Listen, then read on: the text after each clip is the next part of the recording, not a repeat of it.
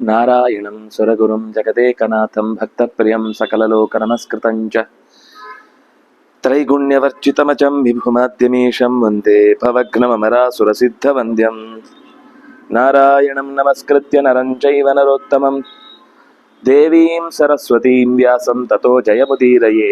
ಸ್ವಸ್ತ್ಯಸ್ತು ಸತಾಂ. ಹರಿ ಓಂ.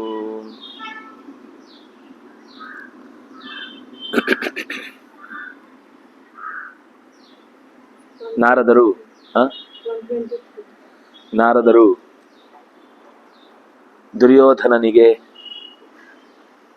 ಸಂದೇಶವನ್ನ ಕೊಡುವ ದೃಷ್ಟಿಯಿಂದ ಗಾಲವನ ಕಥೆಯನ್ನ ಹೇಳ್ತಾ ಬಂದರು.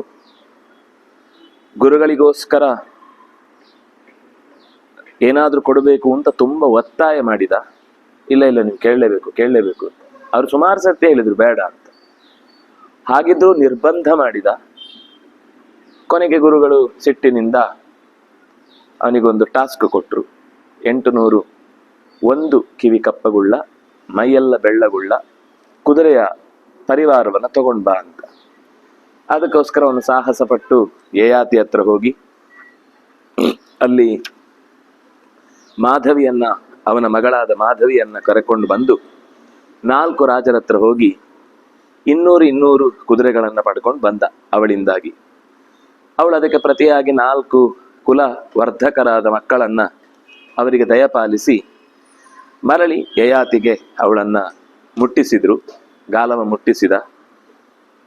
ಯಯಾತಿ ಕಾಲಕ್ರಮದಲ್ಲಿ ಸ್ವರ್ಗಕ್ಕೆ ಹೋಗಿ ಕೆಲವೇ ದಿನಗಳಲ್ಲಿ ತನ್ನ ಅಹಂಕಾರದ ಕೆಟ್ಟ ಪ್ರಭಾವದಿಂದ ಕೆಳಕ್ಕೆ ಜಾರಿ ಬಿದ್ದ. ಬೀಳುವಾಗ ಕೇಳ್ಕೊಂಡ, ಸಜ್ಜನರ ಮಧ್ಯದಲ್ಲಿ ನನಗೆ ಬೀಳುವುದಕ್ಕೆ ಅವಕಾಶ ಮಾಡಿಕೊಡಿ ಅಂತ. ಹಾಗಾಗಿ 4 ಯಜ್ಞ ನಡೆಸ್ತಾ ಇದ್ದಂತಹ ವಿಶಿಷ್ಟ ರಾಜರ್ಷಿಗಳ ನಡುವೆ ಬೀಳ್ತಾನೆ.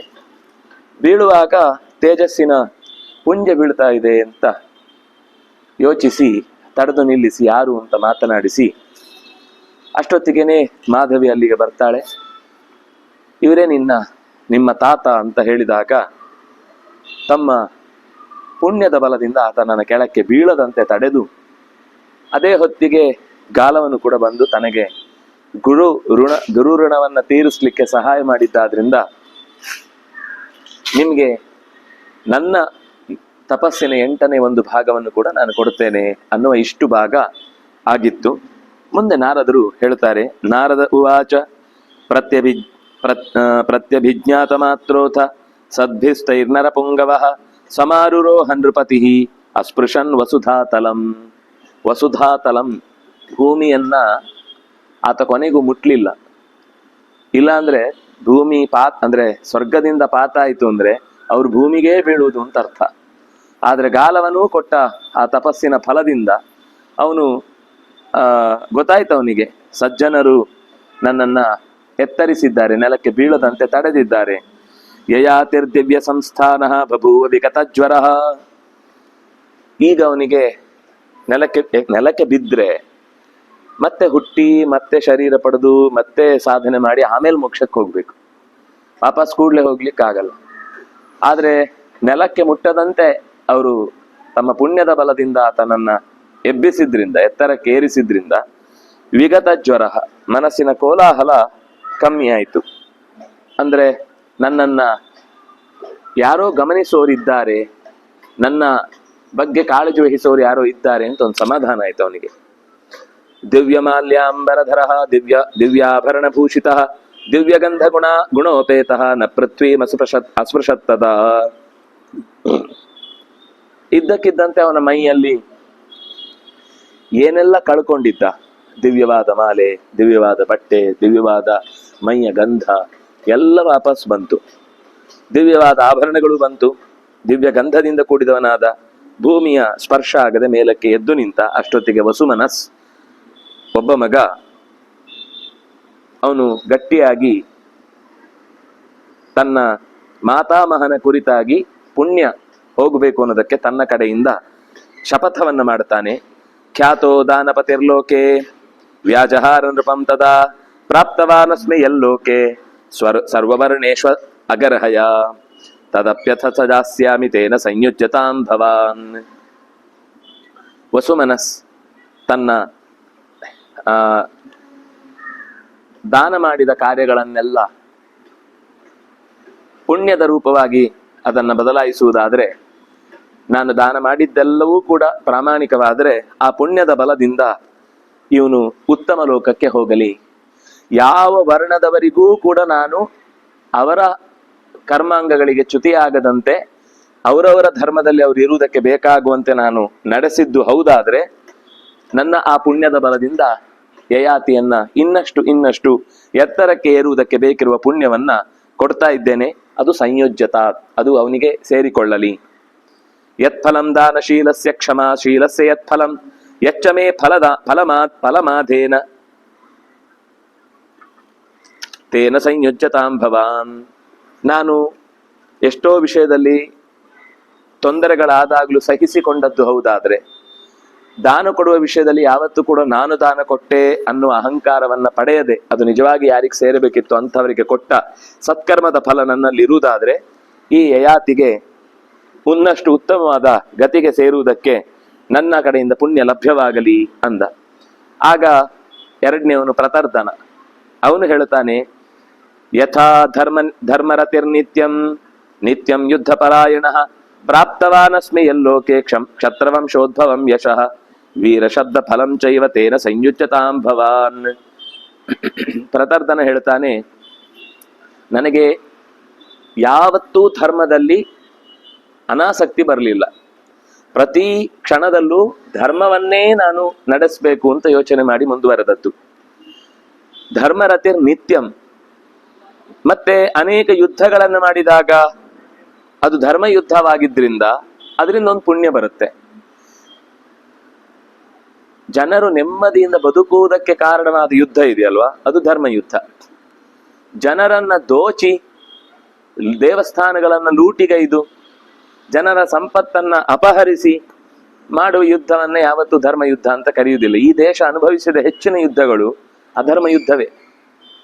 ಅವರಿಗೆ ಈ ತರ ನಮ್ಮಲ್ಲಿ ಯುದ್ಧ ಹೇಗೆ ಅಂದ್ರೆ ಪೂರ್ವ ಸೂಚನೆ ಕೊಡ್ತಾರೆ, ನಾಳೆ ನಾವು ಯುದ್ಧಕ್ಕೆ ಬರ್ತೇವೆ, ಇವತ್ತೇ ಸರೆಂಡರ್ ಆಗುದಾದ್ರೆ ನಿನಗೆ ಅವಕಾಶ ಇದೆ, ಕೊಡ್ಲಿಲ್ಲ ಅಂದ್ರೆ ನಾಳೆ ಬರ್ತೇವೆ ಅಂತ ಹೀಗೊಂದು ಮೊದಲೇ ಪೂರ್ವ ನಿರ್ಧಾರಿತವಾದ ಒಂದು ಸಂದೇಶ ಹೋಗುತ್ತೆ. ಅವನು ಅದಕ್ಕೆ ಸಿದ್ಧ ಅಂದ್ರೆ ಮಾತ್ರ ಅವನು ಯುದ್ಧಕ್ಕೆ ಬರ್ತಾನೆ. ಆದ್ರೆ ನಮ್ಮ ದೇಶದ ಮೇಲೆ ಯಾವ ಯುದ್ಧ ಆಯ್ತು ವಿದೇಶಿಯರದ್ದು, ಎಲ್ಲರೂ, ಅದು ಬ್ರಿಟಿಷರ್ ಇರ್ಬೋದು, ಪೋರ್ಚುಗೀಸರ್ ಇರ್ಬೋದು, ಡಚ್ಚರ್ ಇರ್ಬೋದು, ಫ್ರೆಂಚರ್ ಇರ್ಬೋದು, ಮೊಘಲರ್ ಇರ್ಬೋದು, ಪರ್ಷಿಯನ್ನರ್ ಇರ್ಬಹುದು, ಅಥವಾ ಅಲೆಕ್ಸಾಂಡರ್ ಇರ್ಬೋದು, ಯಾರೇ ಕೊಟ್ಟ ಯುದ್ಧ ಅದು ಪೂರ್ವ ನಿಯೋಜಿತ ಅಲ್ಲ. ಆದ್ರಿಂದಾಗಿ ಎಷ್ಟೋ ಸರ್ತಿ ನಮ್ಮವ್ರು ಗಾಬರಿ ಆದದ್ದು ಹೌದು. ಯಾವತ್ತೂ ಕೂಡ ನಮ್ಮವರು ಯಾರದ್ದೇ ಮೇಲೆ ಯುದ್ಧಕ್ಕೆ ಹೋಗುದಾದ್ರೆ ಅವ್ರಿಗೆ ತಿಳಿಸುವುದಿದೆ, ನಾವು ಹೀಗೆ ಯುದ್ಧಕ್ಕೆ ಬರ್ತೇವೆ ಅಂತ. ಆದ್ರೆ ಯಾವಾಗ ನಮ್ಮಲ್ಲಿ ಇಂಥ ಯುದ್ಧ, ಅಷ್ಟರಲ್ಲೂ ಸೋಲದೆ ಸೋಲಿಸಿ ಕ್ಷಮಿಸಿ ಕಳುಹಿಸಿದ ಯುದ್ಧಗಳೇ ತುಂಬ ಇವೆ ನಮ್ಮಲ್ಲಿ. ಆದ್ರೆ ನಮ್ಮಲ್ಲಿ ಅದನ್ನು ಯಾವತ್ತೂ ಹೇಳಲ್ಲ.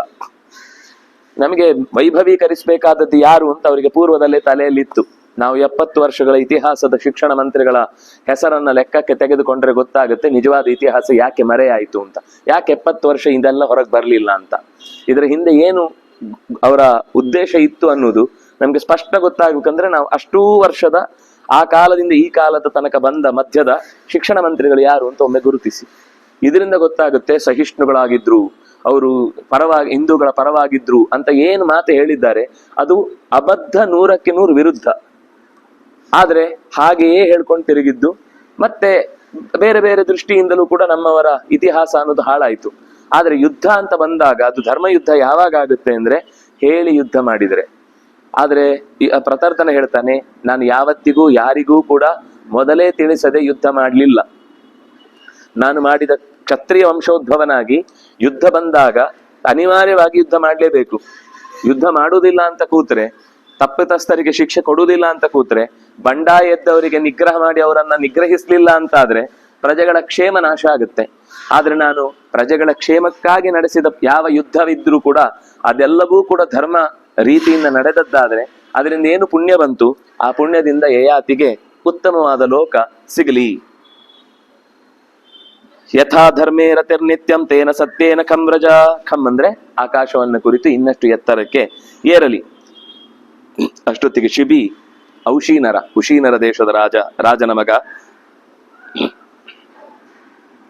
ಅವನು ಹೇಳ್ತಾನೆ, ಯಥಾ ಬಾಲೇಶು ನಾರೀಷು ವೈವಾಹ್ಯೇಷು ತಥೈವ ಚ ಸಂಗರೇಶು ನಿಪಾತೇಶು ತಥಾ ತದ್ವ್ಯಸನೇಶು ಚ ಅನೃತಂ ನೋಕ್ತ ಪೂರ್ವಂ ಮೇ ತೇನ ಸತ್ಯೇನ ಖಂಬ್ರಜ. ಮಕ್ಕಳಿಗೆ ಸುಮ್ಮನೆ ಅವ್ರು ಸಮಾಧಾನ ಆಗ್ಲಿ ಅಂತ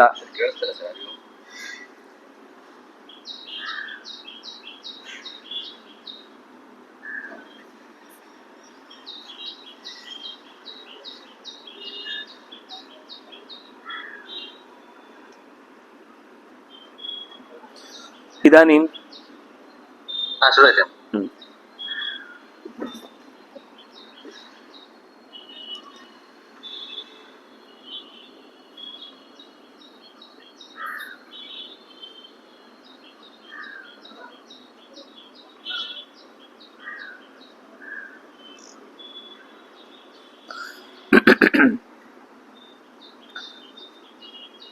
ಮಕ್ಕಳು ಅವರಿಗೇನು ಗೊತ್ತಾಗಲ್ಲ, ಏನೋ ಕೇಳ್ತಾರೆ, ಆಗ ಅವರನ್ನ ರಮಿಸ್ಲಿಕ್ಕೋಸ್ಕರ ಏನೋ ಒಂದು ಸುಳ್ಳು ಹೇಳ್ತಾರೆ.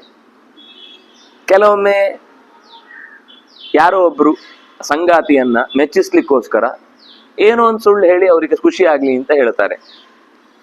ಅಥವಾ ವಿವಾಹ ನಡೆಸ್ಲಿಕ್ಕೆ ಸಂದರ್ಭ ಬಂದಾಗ ಏನಾದ್ರೂ ಕೆಲವು ವಿಷಯಗಳಲ್ಲಿ ಒಟ್ಟು ಇಬ್ಬರ ಜೋಡಿ ಚೆನ್ನಾಗಿದೆ, ಒಂದ್ ಸಣ್ಣ ಯಾವುದೋ ವಿಷಯಕ್ಕೆ ವಿವಾಹ, ಅದು ವೈವಾಹ್ಯೇಶು, ಅದೇ ವೈವಾಹ್ಯ ತಪ್ಪು. ವಿವಾಹದ ಸಂದರ್ಭದಲ್ಲಿ ಎಲ್ಲ ಚೆನ್ನಾಗಿದೆ, ಯಾವುದೋ ಒಂದು ವಿಷಯಕ್ಕೆ ಎದುರುಗಡೆಯವರು ಸ್ವಲ್ಪ ಸಿಟ್ಟು ಮಾಡ್ಕೊಳ್ತಾರೆ ಅಂತ ಗೊತ್ತಾದಾಗ ಆಗ ಆ ವಿಷಯ ಮುಚ್ಚಿಟ್ಟು ಮದುವೆ ಆದ್ರೆ ಸಾಕು. ಒಂದ್ ಮಾತಿದೆ, 100 ಸುಳ್ಳಾದ್ರೂ ಹೇಳಿ ಒಂದ್ ಮದುವೆ ಮಾಡುವಂತ. ಅದರ ಉದ್ದೇಶ ಸುಳ್ಳು ಹೇಳ್ಬೇಕು ಅಂತ ತಾತ್ಪರ್ಯ ಅಲ್ಲ. ವಿವಾಹ ಒಳ್ಳೇದಾಗಿದ್ರೆ ಅದನ್ನ ನಿಲ್ಲಿಸಬಾರದು ಅಂತ ಅಷ್ಟೇ ಅರ್ಥ. ಅವರಿಬ್ಬರಲ್ಲಿ ಒಳ್ಳೆಯ ಅನುಬಂಧ ಕೂಡಿ ಬರುತ್ತೆ ಅಂತ ಆದಾಗ ಅದು ಹಿಂದೆ ಅಷ್ಟು ಚೆನ್ನಾಗಿ ಗೊತ್ತಾಗ್ತಿತ್ತು. ಯಾಕೆಂದ್ರೆ ಹುಟ್ಟಿದ ಹೊತ್ತಿನ ಕ್ಷಣ ಕರೆಕ್ಟ್ ಆಗಿ ಮೆನ್ಷನ್ ಆಗ್ತಿತ್ತು. ಈಗೇನು ಅಂದ್ರೆ ಅವ್ರು ಯಾರೋ ದಾದಿಯರು ಮಾಡಿ ತರ್ತಾರೆ, ಅವರೊಂದು ಅಂದಾಜಿಗೆ ಅಲ್ಲಿ ಅವ್ರಿಗೆ ಅದನ್ನೆಲ್ಲ ನೋಡ್ತಾ ಇರ್ಲಿಕ್ಕಾಗತ್ತೆ. ಆ ಟೈಮಲ್ಲಿ ಅವರ ಸಮಯ ನೋಡ್ಕೊಂಡು ಹೇಳ್ತಾರೆ. ಒಂದು ನಿಮಿಷ ಆಚೆ ಈಚೆ ಆದ್ರೆ ಆ ವ್ಯಕ್ತಿ ಇಡೀ ಜಾತಕದ ಬದಲಾಗುತ್ತೆ. ಬೇಡ, ನಿಮಗೆ ಒಬ್ಬರೇ ಅಣ್ಣ ತಮ್ಮಂದ್ರಲ್ಲಿ 1 ನಿಮಿಷ ಮೊದಲು ಹುಟ್ಟಿದವನು 1 ನಿಮಿಷ ನಂತರ ಹುಟ್ಟಿದವನಲ್ಲಿ ಪರಸ್ಪರ ವಿರುದ್ಧ ಗುಣಗಳಿರ್ತವೆ. ಅಂದ್ರೆ ನಾನು ಹೇಳುದು, ಒಂದು ವ್ಯಕ್ತಿ 1 ನಿಮಿಷ ತಡ ಆಯ್ತು ಅಂತ ಅನ್ಬೋದು ನೀವು. 26 ಆದ್ರೆ 25 ಆದ್ರೆ ಏನು, 25 ಹೇಳೋಣ ರೌಂಡ್ ಫಿಗರ್ ಇರ್ಲಿ ಅಂತ ಹೇಳಿ 30 ಮಾಡಿ ಹೇಳಿಬಿಟ್ರೆ ಆ 30ಕ್ಕೆ ಬರುವ ಗ್ರಹ ಫಲವೇ ಬೇರೆ. 1 ಸೆಕೆಂಡ್, 1 ದ್ರೇಕಾಣ ಅಂತ ಹೇಳ್ತಾರೆ. 1 ದ್ರೇಕಾಣ ಬೇರೆ ಆದಾಗ ಅದರ ಗತಿಯೇ ಬೇರೆ ಆಗ್ಬಿಡುತ್ತೆ. ಯಾಕಂದ್ರೆ ಬರೀ 1 ಗ್ರಹದ ದೃಷ್ಟಿಯಿಂದ ಒಂದು ಜಾತಕ ನಿರ್ಧಾರ ಆಗುದಿಲ್ಲ. ಅನೇಕ ಗ್ರಹಗಳು ಮತ್ತು ಆ ಗ್ರಹಗಳ ಬೇರೆ ಬೇರೆ ಅಕ್ಷಾಂಶ ರೇಖಾಂಶಗಳಿಂದ ಆ ಮಗುವಿನ ಮುಂದಿನ ಅಷ್ಟು ಗತಿಗಳು ಬದಲಾಗುತ್ತೆ. ಯಾಕೆಂದ್ರೆ ಅದರಲ್ಲಿ ಪ್ರತಿ ಒಬ್ಬ ವ್ಯಕ್ತಿಗೂ ಇಷ್ಟಿಷ್ಟು ವರ್ಷಗಳ ಕಾಲ ಇಂತಿಂಥ ದೆಸೆ ಅಂತ ಹೇಳ್ತಾರೆ. ಆ ದೆಸೆಯ ಮಧ್ಯದಲ್ಲಿ 1 ನಿಮಿಷ ಆಚೆ ಆದ್ರೆ ಅದು ನೆಕ್ಸ್ಟ್ ದೆಸೆಗೆ ಹೋಗಿರುತ್ತೆ. ನೀವು ಇಲ್ಲಿಗೆ ತಂದು ನಿಲ್ಸಿದ್ರೆ ಅವಾಗ ಅವನು ಇನ್ನು ಇಲ್ಲೇ ಇದ್ದಾನೆ ನಾವು ಹೇಳ್ತಿರ್ತೀವಿ, ಆದ್ರೆ ಮಗು ಮುಂದಿದ್ದನ್ನು ಅನುಭವಿಸ್ತಾ ಇರುತ್ತೆ. ಅದಕ್ಕೆ ವಿದ್ಯೆ ಸಿಗಬೇಕಾದ ಕಾಲಕ್ಕೆ ನೀವು ಇನ್ಯಾವುದೋ ಗತಿಯನ್ನು ಹೇಳಿದ್ರೆ ವಸ್ತುತಃ ಅದಕ್ಕೆ ವಿದ್ಯೆ ಇಷ್ಟನೇ ಇರುವುದಿಲ್ಲ. ಆ ಟೈಮಲ್ಲಿ ನೀವು ಅದಕ್ಕೆ ಒತ್ತಾಯ ಮಾಡ್ತಾ ಇದ್ರೆ ಆ ಮಗು ಇನ್ನಷ್ಟು ದೊಡ್ಡ ಸ್ಥಿತಿಗೆ ಹೋಗಿ ನಿಲ್ಲುತ್ತೆ. ಒಂದು ಕಾಲದಲ್ಲಿ ನೀವು ಅದು ಶಾಲೆಯಲ್ಲಿ ಓದ್ಲೇ ಇಲ್ಲ, ಆದ್ರೆ ಶಾಲೆ ಮುಗಿಯುವ ಹಂತಕ್ಕೆ ಗೊತ್ತಾಯ್ತು ನಾನೇನೋ ತಿಳ್ಕೊಳ್ಬೇಕಾದ್ ಬಾಕಿ ಉಳಿದಿದೆ ಅಂತ. ಹಠ ಮಾಡಿ ತಿಳ್ಕೊಳ್ಳುತ್ತೆ. ಎಲ್ರು ಏನ್ ಅನ್ಕೊಂಡಿದ್ರು ಅಂದ್ರೆ ಇವನ್ ಯಾವ್ದೋ ಬೀದಿ ಗುಡಿಸೋನಾಗ್ತಾನೆ ಅಂತ ಅನ್ಕೊಂಡಿದ್ರು. ಆದ್ರೆ ಅಂತಹ ಎಷ್ಟೋ ವ್ಯವಸ್ಥೆಗಳಿಗೆ ಅದು ವ್ಯವಸ್ಥಾಪಕನಾಗಿ ನಿಂತು ಆ ಕಾರ್ಯದಲ್ಲಿ ಇವನನ್ನೇ ಸೇರಿಸ್ಕೊಂಡ್ರು ಆಶ್ಚರ್ಯ ಇಲ್ಲ, ಹೇಳಿದವನನ್ನ. ಹಾಗಾಗಿದ್ದಿದೆ. ನಮ್ಮ ಕಾಲೇಜಿನಲ್ಲೇ ಒಬ್ಬ ಹುಡುಗ ಇದ್ದ, ಸಿಕ್ಕಾಪಟ್ಟೆ ಅವನ ನಟೋರಿಯಸ್ ಅಂತ ಎಲ್ಲಾ ಟೀಚರ್ಸು ಅವನ ವಿರುದ್ಧ ಬರ್ದು ಹಾಕಿದ್ರು. ಅದು ಪ್ರಿನ್ಸಿಪಾಲ್ಗೂ ಹೋಯ್ತು, ಡೈರೆಕ್ಟರ್ಗೂ ಹೋಯ್ತು, ಸಿಕ್ಕಾಪಟ್ಟೆ ಗಲಾಟೆ ಆಯ್ತು, ಏನೇನೋ ಆಗಿ ಅವನನ್ನ ಎಲ್ರು ಕ್ಲಾಸಿಂದ ಹೊರಗೆ ಹಾಕಿದ್ರು. ಆಮೇಲೆ ಏನಾಯ್ತು, ಅದು ಕೊನೆಗೆ ಅವನಿಗೆ ಒಂಚೂರು ಜ್ಞಾನೋದಯ ಆಯ್ತು ಏನೋ ಗೊತ್ತಿಲ್ಲ. ಆಮೇಲೆ ಸ್ವಲ್ಪ ಗಂಭೀರ ಆದ. ಮನೆಯಲ್ಲೆಲ್ಲ ಸುಸ್ಥಿತಿ, ಏನು ಕಷ್ಟ ಇರ್ಲಿಲ್ಲ ಅವನಿಗೆ. ಆದ್ರೆ ಆಮೇಲೆ ಅವನು ಗಂಭೀರವಾಗಿ ಅದ್ರ ಬಗ್ಗೆ ಯೋಚನೆ ಮಾಡಿ ಒಂದು ಹಂತಕ್ಕೆ ಪಾಸ್ ಆಗಿ ಹೋದವನು ಒಂದು ದೊಡ್ಡ ಕಂಪನಿಯನ್ನೇ ಇಟ್ಟು ಅದೇ ಕಾಲೇಜಿಗೆ ಕ್ಯಾಂಪಸ್ ಸೆಲೆಕ್ಷನ್ಗೆ ಮಕ್ಕಳನ್ನ ಕರ್ಕೊಂಡು ಹೋಗ್ಲಿಕ್ಕೆ ಬಂದ. ಆಗ ಡೈರೆಕ್ಟರ್ ಎಲ್ಲ ನೋಡಿ ಆಶ್ಚರ್ಯ, ಇವನು ಹೆಂಗ್ ಕರ್ಕೊಂಡು ಹೋಗ್ತಾನೆ ಅಂತ. ಆದ್ರೆ ಅವನನ್ನಲ್ಲಿ ರೆಸ್ಟಿಗೇಟ್ ಮಾಡ್ಬೇಕು ಅಂತ ಅಷ್ಟು ಪ್ರಯತ್ನ ನಡೆದು ಕೊನೆಯ ಮೂಮೆಂಟಿಗೆ ಇಲ್ಲಿ ಇರುದೇ ಇನ್ನು 2 ತಿಂಗಳೇನೋ, ಇಷ್ಟಕ್ಕೆ ಯಾಕೆ ಗಲಾಟೆ ಮಾಡ್ತೀರಿ ಅಂತ ಯಾರೋ ಸಮಾಧಾನ ಮಾಡಿ ಸಂಧಾನ ಮಾಡಿ ಅವನನ್ನು ಉಳಿಸಿದ್ರು. ಅವನು ಉಳಿದು ಹೋದವ ಅಷ್ಟರಲ್ಲಿ ಏನೋ ಸೀರಿಯಸ್ ಆಗಿ ಓದಿ ಮತ್ತೆ ಒಂದು 3 ವರ್ಷದಲ್ಲಿ ಅವನೊಂದು ಸಂಸ್ಥಾಪಕನಾಗಿ ಬಂದು ನಿಮ್ಮ ಮಕ್ಕಳಿಗೆ ನಾನು ಕಳಿಸಿ ಒಂದು 60-70 ಜನಕ್ಕೆ ನಾನು ಕೆಲಸ ಕೊಡಬೇಕು ಅಂತ ಬಂದ. ಅಂದ್ರೆ ಯಾವ ವ್ಯಕ್ತಿಯನ್ನು ನಾವು ಯಾವ ಕಾಲದಲ್ಲಿ ಏನಿಲ್ಲ ಅಂತ ನಿರ್ಲಕ್ಷ್ಯ ಮಾಡ್ತೀವೋ ಆ ವ್ಯಕ್ತಿಯಿಂದಲೂ ಗೊತ್ತಿಲ್ಲ ನಮ್ಗೆ. ಯಾರೋ ಒಬ್ರು ಅಧ್ಯಾಪಕರು ಪಾಠ ಶುರು ಮಾಡೋ ಮುಂಚೆ ಮಕ್ಕಳಿಗೆ ನಮಸ್ಕಾರ ಮಾಡ್ತಿದ್ರಂತೆ. ನಮಸ್ಕಾರ ಅಂದ್ರೆ ಅಡ್ಡ ಅಲ್ಲ, ಹೀಗನ್ನೋದು ಒಂದ್ಸಲ. ಯಾಕೆ ಏನ್ ಕೇಳಿದ್ರಂತೆ, ಗೊತ್ತಿಲ್ಲಪ್ಪ, ನಾಳೆ ಇದ್ರಲ್ಲೇ ಯಾರೋ ಅಂಬಾನಿಯೋ ಅದಾನಿಯೋ ಇದ್ರೆ ಯಾರಿಗ್ ಗೊತ್ತು, ನಾಳೆ ಅವನು ನೀವು ನನ್ನನ್ನು ಅವತ್ತು ಹಾಗೆ ಮಾಡಿದ್ರ ಇವತ್ತು ನಿಮ್ಮನ್ನು ನೋಡ್ಕೊಳ್ತೇನೆ ಅಂತ ಅನ್ಬಾರ್ದಪ್ಪ. ಅದಕ್ಕೆ ಯಾವ ನಮೋ ಮಹದ್ಭ್ಯೋ ನಮೋ ಅರ್ಧಕೇಭ್ಯ ನಮೋ ಯುವಭ್ಯೋ ನಮೋ ಆ ವಟುಭ್ಯ, ಯಾವ್ದ್ರಲ್ಲಿ ಯಾವ ಹುತ್ತದಲ್ಲಿ ಯಾವ ಹಾವಿರುತ್ತೆ ಅಂತ ಏನ್ ಗೊತ್ತು. ಮೊದಲೊಂದು ನಮಸ್ಕಾರ ಮಾಡಿ ಬಿಟ್ರೆ ಆ ಮಕ್ಕಳಿಗೆ ಮುಂದಿನ ಒಂದು ದಿವಸದಲ್ಲಿ ನಮಗೊಂದು ಪ್ರತಿ ದಿವಸ ಒಬ್ರು ನಮಸ್ಕಾರ ಮಾಡು ಸರ್ ಇದ್ರು ಅಂತ ಆದ್ರೂ ನೆನ್ಪಿಟ್ಕೊಂಡು ಏನಾದ್ರೂ ಅವ್ರಿಗೆ ಒಳ್ಳೇದ್ ಮಾಡಿ ಟ್ರೈ ಮಾಡ್ತಾರ ನೋಡೋಣ ಅಂತ. ಹಾಗೆ ಈ ಶಿಬಿ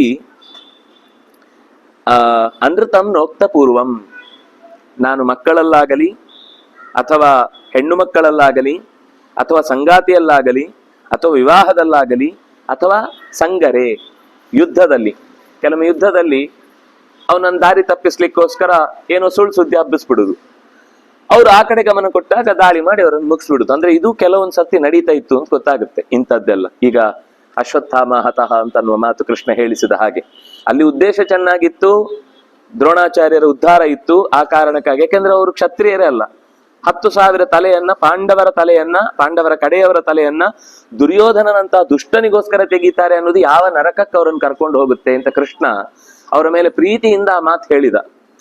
ಆದ್ರೆ ಇದು ಬೇರೆ ತರವು ಕೆಲವೊಮ್ಮೆ ನಡೀತಾ ಇತ್ತು. ಸಂಗರೇಶು ನಿಪಾತೇಶು, ಇನ್ಯಾವುದೋ ತುಂಬಾ ದೊಡ್ಡ ಪ್ರಾಕೃತಿಕ ವಿಕೋಪ ಆದ ಸಂದರ್ಭದಲ್ಲಿ ಎಲ್ರಿಗೂ ಆಗಿದೆ ಆಗಿದೆ ಆಗಿದೆ ಅಂತ ಹೇಳಿದ್ರೆ ಒಂದಿಷ್ಟಲ್ಲಿ ನೆಮ್ಮದಿಯಲ್ಲಿ ಇರ್ತಾರೆ. ಈಗ ಯುದ್ಧ ಆಗುವಾಗ ನಮ್ಮಲ್ಲಿ ಒಳಗಿನಿಂದ ಏನ್ ನಿಜವಾಗಿ ಎಷ್ಟು ಒಳಗಿನಿಂದ ಜನರು ಸತ್ತಿದ್ದಾರೆ ಅದನ್ನು ಹೇಳಲ್ಲ. ಯಾಕಂದ್ರೆ ಮಿಲಿಟರಿಯಲ್ಲಿ ಅದನ್ನ ಅವರಿಗೆ ಮೊದಲೇ ಎಲ್ಲ ತೀರ್ಮಾನ ಹೇಳಿಬಿಟ್ರೆ ಅವ್ರು ಕುಸಿಲಿಕ್ಕೆ ಶುರುವಾಗ್ತಾರೆ, ಅಯ್ಯೋ ನಮ್ಮಲ್ಲಿ ಇಷ್ಟು ಜನ ಸತ್ರ ಅಂತ. ಆದ್ರಿಂದಾಗಿ ನಮ್ಮ ಕಡೆಯಿಂದ ಸತ್ತವರ ಬಗ್ಗೆ ಹೇಳುವುದಿಲ್ಲ, ಅವ್ರ ಕಡೆಯದ್ದು ಭಾಗ ಮಾತ್ರ ಹೇಳುದ್ರಿಂದ ಒಂದು ಉತ್ಸಾಹ ಜಾಸ್ತಿ ಆಗುತ್ತೆ. ಮತ್ತೆ ದೇಶಕ್ಕೂ ಕೂಡ ಅದರ ಬಗ್ಗೆ ಪೂರ್ತಿ ಮೊದಲೇ ಮಾಹಿತಿ ಕೊಡಲ್ಲ. ಹಾಗೆ ನಿಪಾತಗಳ ಸಂದರ್ಭದಲ್ಲಿ, ಪ್ರಾಕೃತಿಕ ವಿಕೋಪದ ಸಂದರ್ಭದಲ್ಲಿ ಮೊದಲೇ ಏನು ಹೇಳುವುದಿಲ್ಲ ಅಂತ. ವ್ಯಸನೇಶು, ಇನ್ಯಾವುದಾದ್ರೂ ಒಬ್ಬನ ಚಟದಿಂದಾಗಿ ದುಶ್ಚಟಕ್ಕೆ ಒಳಗಾಗಿ ಸುಳ್ಳು ಹೇಳುವಂತಹ ಪ್ರಸಂಗಗಳು ಬರ್ತವೆ. ನಾನು ಇಷ್ಟೂ ಪ್ರಸಂಗಗಳಲ್ಲಿ ಯಾವತ್ತೂ ಸುಳ್ಳು ಹೇಳಲಿಲ್ಲ. ನೋಕ್ತ ಪೂರ್ವಂ, ಯಾವತ್ತೂ ನಾನು ಅನೃತವನ್ನ ಹೇಳಲಿಲ್ಲ. ಇದು ಸತ್ಯವಾದದ್ರಿಂದ ಈ ಸತ್ಯದಿಂದ ನಮ್ಮ ಮಾತಾಮಹನನ್ನ ನಾನು ಸ್ವರ್ಗಕ್ಕೆ ಕಳುಹಿಸ್ಲಿಕ್ಕೆ ಪುಣ್ಯದ ಫಲವನ್ನ ಇಡ್ತಾ ಇದ್ದೇನೆ. ಇದರಿಂದ ಅವನು ಉತ್ತಮ ಲೋಕಕ್ಕೆ ಹೋಗ್ಲಿ, ಪೂರ್ತಿ ಮೇಲಕ್ಕೆ ಹೋಯ್ತಿನ್ನು. ಕೊನೆಯಲ್ಲಿ ಯಥಾ ಪ್ರಾಣಾಂಶ್ಚ ರಾಜ್ಯಂಚ ರಾಜನ್ ಕಾಮ ಸುಖಾನಪಿ ಸುಖಾನಿ ಚ ತ್ಯಜೇಯನ್ನ ಪುನಃ ಸತ್ಯಂ ತೇನ ಸತ್ಯೇನ ಖಂಬ್ರಜ. ಯಥಾ ಸತ್ಯೇನ ಮೇ ಧರ್ಮೋ ಯಥಾ ಸತ್ಯೇನ ಪಾವಕಃ ಪ್ರೀತ ಶತಕ್ರತುಶ್ಚೈವ ತೇನ ಸತ್ಯೇನ ಖಂಬ್ರಜ. ಪ್ರಾಣವನ್ನ ಪಣಕ್ಕಿಟ್ಟು ವ್ಯಕ್ತಿಗತವಾದ ಸುಖಗಳನ್ನೂ ಕೂಡ ಲೆಕ್ಕಕ್ಕೆ ಇಟ್ಟುಕೊಳ್ಳದೆ, ದಂಡನೆಯಾದ್ರೂ ಕೂಡ ಅದನ್ನ ದೇವರ ಪೂಜೆ ಅಂತ ಭಾವಿಸಿ ನಾನು ಕರ್ಮಗಳನ್ನು ಅನುಸರಿಸಿದ ಮಾತು ಸತ್ಯ ಆದ್ರೆ ಆ ಸತ್ಯದಿಂದ ಮಾತಾಮಹ ಉತ್ತಮ ಲೋಕಕ್ಕೆ ಹೋಗಲಿ. ಅಷ್ಟೇ ಅಲ್ಲ, ನಾನು ಧರ್ಮ ನಡೆಸಿದ್ದು ಕೂಡ ಪ್ರಾಮಾಣಿಕವಾಗಿ, ಪಾವಕನನ್ನು ಪೂಜಿಸಿದ್ದು ಪ್ರಾಮಾಣಿಕವಾಗಿ, ಶತಕ್ರತುವನ್ನು ಕೂಡ ಆರಾಧಿಸಿದ್ದು ಪ್ರಾಮಾಣಿಕವಾಗಿ ಅನ್ನುವುದಾಗಿದ್ರೆ ಆ ಸತ್ಯದಿಂದ ನಮ್ಮ ಮಾತಾಮಹ ಖಂವ್ರಜ ಸ್ವರ್ಗಕ್ಕೆ ಹೋಗಲಿ. ಕೊನೆಗೆ 4ನೆಯವನು ಅಷ್ಟಕ, ವಿಶ್ವಾಮಿತ್ರನ ಮಗ. ಅವನು ರಾಜರ್ಷಿ ಕೌಶಿಕ ಮಾಧವಿ ಸುತಃ ಅನೇಕ ಶತಜ್ವಾನಂ ನಾಹುಷಂ ಪ್ರಾಹ ಧರ್ಮವಿತ್ ಶತಶಃ ಪುಂಡರೀಕಾಮೇ ಗೋಸವಾಶ್ಚ ಚರಿತಾ ಪ್ರಭೋ ಕ್ರತವೋ ವಾಜಪೇಯಾಶ್ಚ ತೇಷಾಂ ಫಲಮವಾಪ್ನುಯಿ ನಮೇ ರತ್ನಾನಿ ನ ಧನಂ ನತಾನ್ಯೇ ಪರಿಚ್ಛದಾಃ ಋತುಷ್ವನುಪ ಅನುಪಯುಕ್ತಾನಿ ತೇನ ಸತ್ಯೇನ ಖಂಬ್ರಜ. ನಾನು 100 ಪುಂಡರೀಕ ಯಾಗಗಳನ್ನ ನಡೆಸಿದ್ದೇನೆ, ಗೋಸವಗಳನ್ನ ಸುಮಾರು ನಡೆಸಿದ್ದೇನೆ. ಇನ್ನು ಕ್ರತುಗಳು, ವಾಜಪೇಯ ಮೊದಲಾದಂತಹ ಅನೇಕ ಕ್ರತುಗಳು.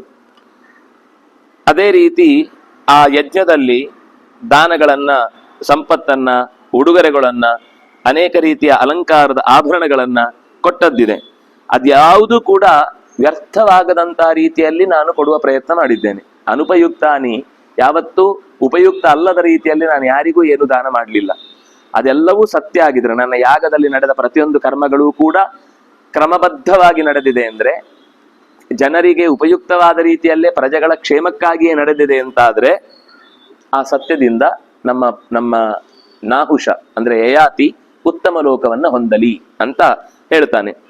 ಇಷ್ಟು ಹೇಳಿದಾಗ ಯಥಾ ಹಿ ಜಲ್ಪಂತಿ ದೌಹಿತ್ರಾಂತಾನ್ನರಾಧಿಪಂ ತಥಾ ತಥಾ ವಸುಮತೀಂ ತ್ಯಕ್ತ್ವಾ ರಾಜಾ ದಿವಂ ಯಯೌ. ಒಂದೊಂದೇ ಒಬ್ಬೊಬ್ಬರ ಒಳ್ಳೊಳ್ಳೆಯ ಮಾತುಗಳನ್ನ ಕೇಳ್ತಾ ಇರುವ ಹಾಗೇನೆ ಮೇಲೆ ಮೇಲೆ ಮೇಲೆ ಮೇಲೆ ಹೋದಂತಹ ಯಯಾತಿಗೆ ನೇರವಾಗಿ ಅವನು ಭೂಮಿಯನ್ನ ಅಂದ್ರೆ ಈ ವಾತಾವರಣವನ್ನೇ ತಪ್ಪಿಸಿ ಸ್ವರ್ಗಕ್ಕೆ ಹೋಗಿಬಿಟ್ಟ. ಪೂರ್ಣ ಸ್ವರ್ಗದಲ್ಲೇ ಆತನಿಗೆ ಸ್ಥಿತಿ ಬಂತು. ಹೀಗೆ ಏವಂ ಸರ್ವೇ ಸಮಸ್ತೈಸ್ತೆ ರಾಜಾನ ಸುಕೃತೈಸ್ತದಾ, ತಮ್ಮ ಸುಕೃತಗಳಿಂದ ರಾಜನನ್ನ ಮೇಲಕ್ಕೆ ಕಳುಹಿಸಿದ ಸಂದರ್ಭದಲ್ಲಿ ಮತ್ತೆ ಮರಳಿ ಭೂಮಿಗೆ ಬೀಳುವಂತಹ ಪ್ರಸಂಗ ಬಾರದ ಹಾಗೆ ಅವರು ಪ್ರಾರ್ಥನೆ ಮಾಡಿದ್ರು. ದೌಹಿತ್ರಾಸ್ವೇನ ಧರ್ಮೇಣ ಯಜ್ಞದಾನ ಕೃತೇನ ವೈ ಚತುರ್ಷು ರಾಜವಂಶೇಷು ಸಂಭೂತ ಕುಲವರ್ಧನ ಮಾತಾಮಹಂ ಪ್ರಾಜ್ಞಂ ದಿವಮಾರೋಪಯಂತತೆ. ದೌಹಿತ್ರಾಹ ಮಗಳ ಮಕ್ಕಳು, ಮಾಧವಿಯ ಮಕ್ಕಳು ಎಲ್ಲರೂ ಕೂಡ ಇಷ್ಟೂ ಜನ ರಾಜವಂಶದಲ್ಲಿ ಆಯಾ ವಂಶದ ಮುಂದುವರೆಸುವ ಪ್ರಧಾನ ತಂತುಗಳಾಗಿ ಕಾರ್ಯವನ್ನ ನಿರ್ವಹಿಸಿ ಆ ಇಡೀ ಪರಂಪರೆಯಲ್ಲಿ ಏನು ಒಳ್ಳೆ ಕೆಲಸ ಆದ್ರೂ ಅದಕ್ಕೊಂದು ಪುಣ್ಯ ಯಯಾತಿಗೆ ಹೋಗುವ ಹಾಗೆ ಅವರು ನಡ್ಕೊಂಡ್ರು. ಯಾವಾಗ್ಲೂ ನಾವೇನೇ ಒಳ್ಳೆ ಕೆಲಸ ಮಾಡಿದ್ರು ಅದು ಒಂದು ಪಾಲು ಗುರುಗಳಿಗೆ, 8ನೇ ಒಂದು ಪಾಲು, ಅದು ಬೋನಸ್, ನಮ್ದ್ರಲ್ಲ. ಅಯ್ಯೋ ನಮ್ದ್ರಲ್ಲಿ ಕೊಡುದು ನಾವ್ ಮಾಡುದೇ ಚೂರು, ಅದರಲ್ಲಿ ಅಷ್ಟು ಗುರುಗಳಿಗೆ ಹೋಯ್ತು ಅಂದ್ರೆ ಏನಪ್ಪ ಕತೆ ಅಂತ ಅಲ್ಲ. ನಮ್ದು ನಮ್ಗೆ ಇದೆ, ನಾವು ಮಾಡಿದ್ರಲ್ಲಿ ಒಂದು ಬೋನಸ್ ಬರುತ್ತೆ. ಅದ್ರಲ್ಲಿ ಒಂದು ಭಾಗ ನಮ್ಮ ತಂದೆ ತಾಯಿಗಳಿಗೆ, ಒಂದು ಭಾಗ ಗುರುಗಳಿಗೆ, ಒಂದು ಭಾಗ ನಮ್ಮ ಪೂರ್ವ ಆನ್ಸಿಸ್ಟರ್ಸ್ಗಳು ಯಾರು ಹಿರಿಯರಿದ್ದಾರೋ ಅವರಿಗೆ ಹೋಗಿ ಸೇರುತ್ತೆ ಅಂತ ಹೀಗೆ ನಿಯಮ. ಆದ್ರಿಂದ ಆ ರೀತಿ ಯಯಾತಿಯ ಮನೆತನದ 4 ಮಗಳ ಮಕ್ಕಳು ಬೇರೆ ಬೇರೆ ಕ್ಷೇತ್ರದಲ್ಲಿ ನಿಂತು ಯಯಾತಿಗೆ ಬೇಕಾದ ಪುಣ್ಯದ ಬಲವನ್ನ ತುಂಬಿದ್ರು.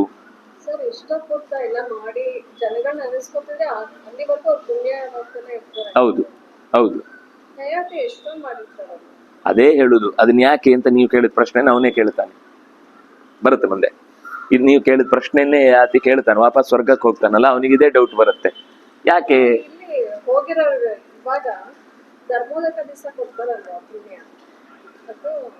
ಅದು ಕೂಡ ಅವರಿಗೆ ಮುಂದೆ ಹೋಗ್ಲಿಕ್ಕೆ ಗತಿಗಷ್ಟೇ ದಾರಿ, ಅವರ ಸಾಧನೆಗೆ ಅದೇನ್ ಕಾರಣ ಅಲ್ಲ. ಅವರಿಗೆ ಮೇಲಿನ ಲೋಕಕ್ಕೆ ಹೋಗುವಾಗ ಕೆಲವು ತಡೆಗಳಿರ್ತವೆ, ಬಾಗಿಲು ಪೂರ್ತಿ ತೆರ್ಕೊಳ್ಳಲ್ಲ. ಈ ಕರ್ತವ್ಯದಿಂದ ಅವರು ಪುಣ್ಯ ಪ್ರದಾನ ಮಾಡುವುದರಿಂದ ಅವರಿಗೆ ಮೇಲಿನ ಲೋಕಕ್ಕೆ ಹೋಗ್ಲಿಕ್ಕೆ ದಾರಿ ತೆರ್ಕೊಳ್ಳುತ್ತೆ.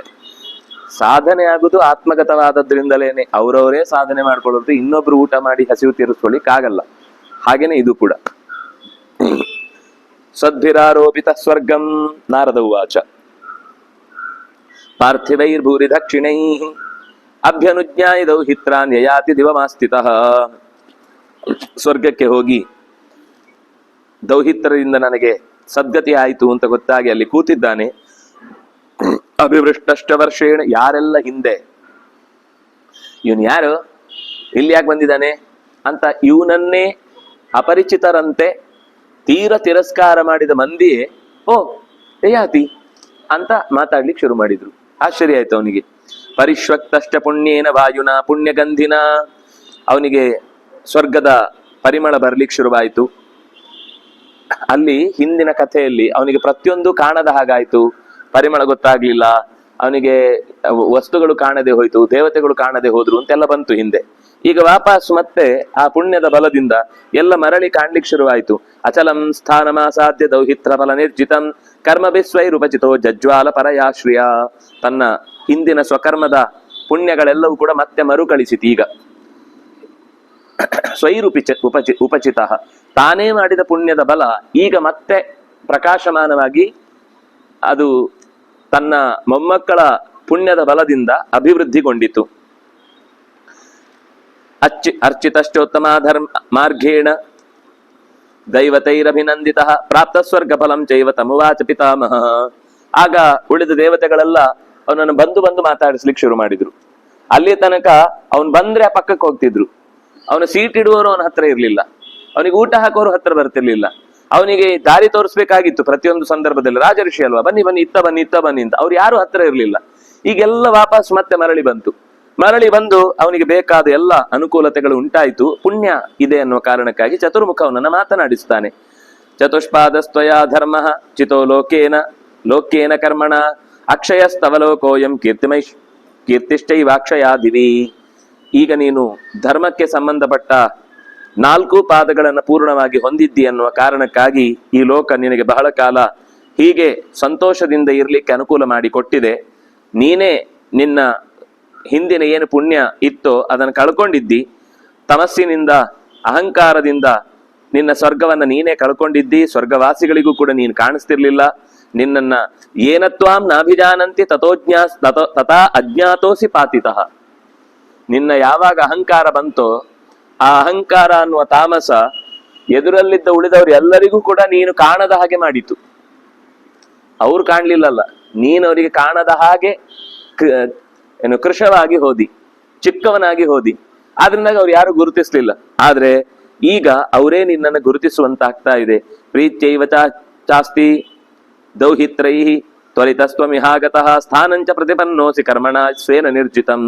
ಮತ್ತೆ ನೆನಪಿಸ್ತಾ ಇದ್ದೇನೆ, ಸ್ವೇನ ನಿರ್ಜಿತಂ ಕರ್ಮಣ ಏವ ಅತ್ರ ಫಲಭೋಗ. ನಿನ್ನ ಸತ್ಕರ್ಮದಿಂದಲೇನೆ ಇಲ್ಲಿ ಭೋಗ ಅನುಭವಿಸುದು ನೀನು. ಆದ್ರೆ ಇಲ್ಲಿಗೆ ಬಂದ ಸಂದರ್ಭದಲ್ಲಿ ಏನಾಯ್ತು ಅನ್ನೋದು ನಿನಗೆ ಗೊತ್ತಿದೆ. ನೀನ್ ಹೇಗೆ ನಡ್ಕೊಂಡಿ, ಅದು ಸ್ವರ್ಗದ ದೇವತೆಗಳಿಗೆ ಯಾಕೆ ತೃಪ್ತಿ ಆಗ್ಲಿಲ್ಲ ಅನ್ನೋದು ನಿನಗೆ ಗೊತ್ತಿದೆ.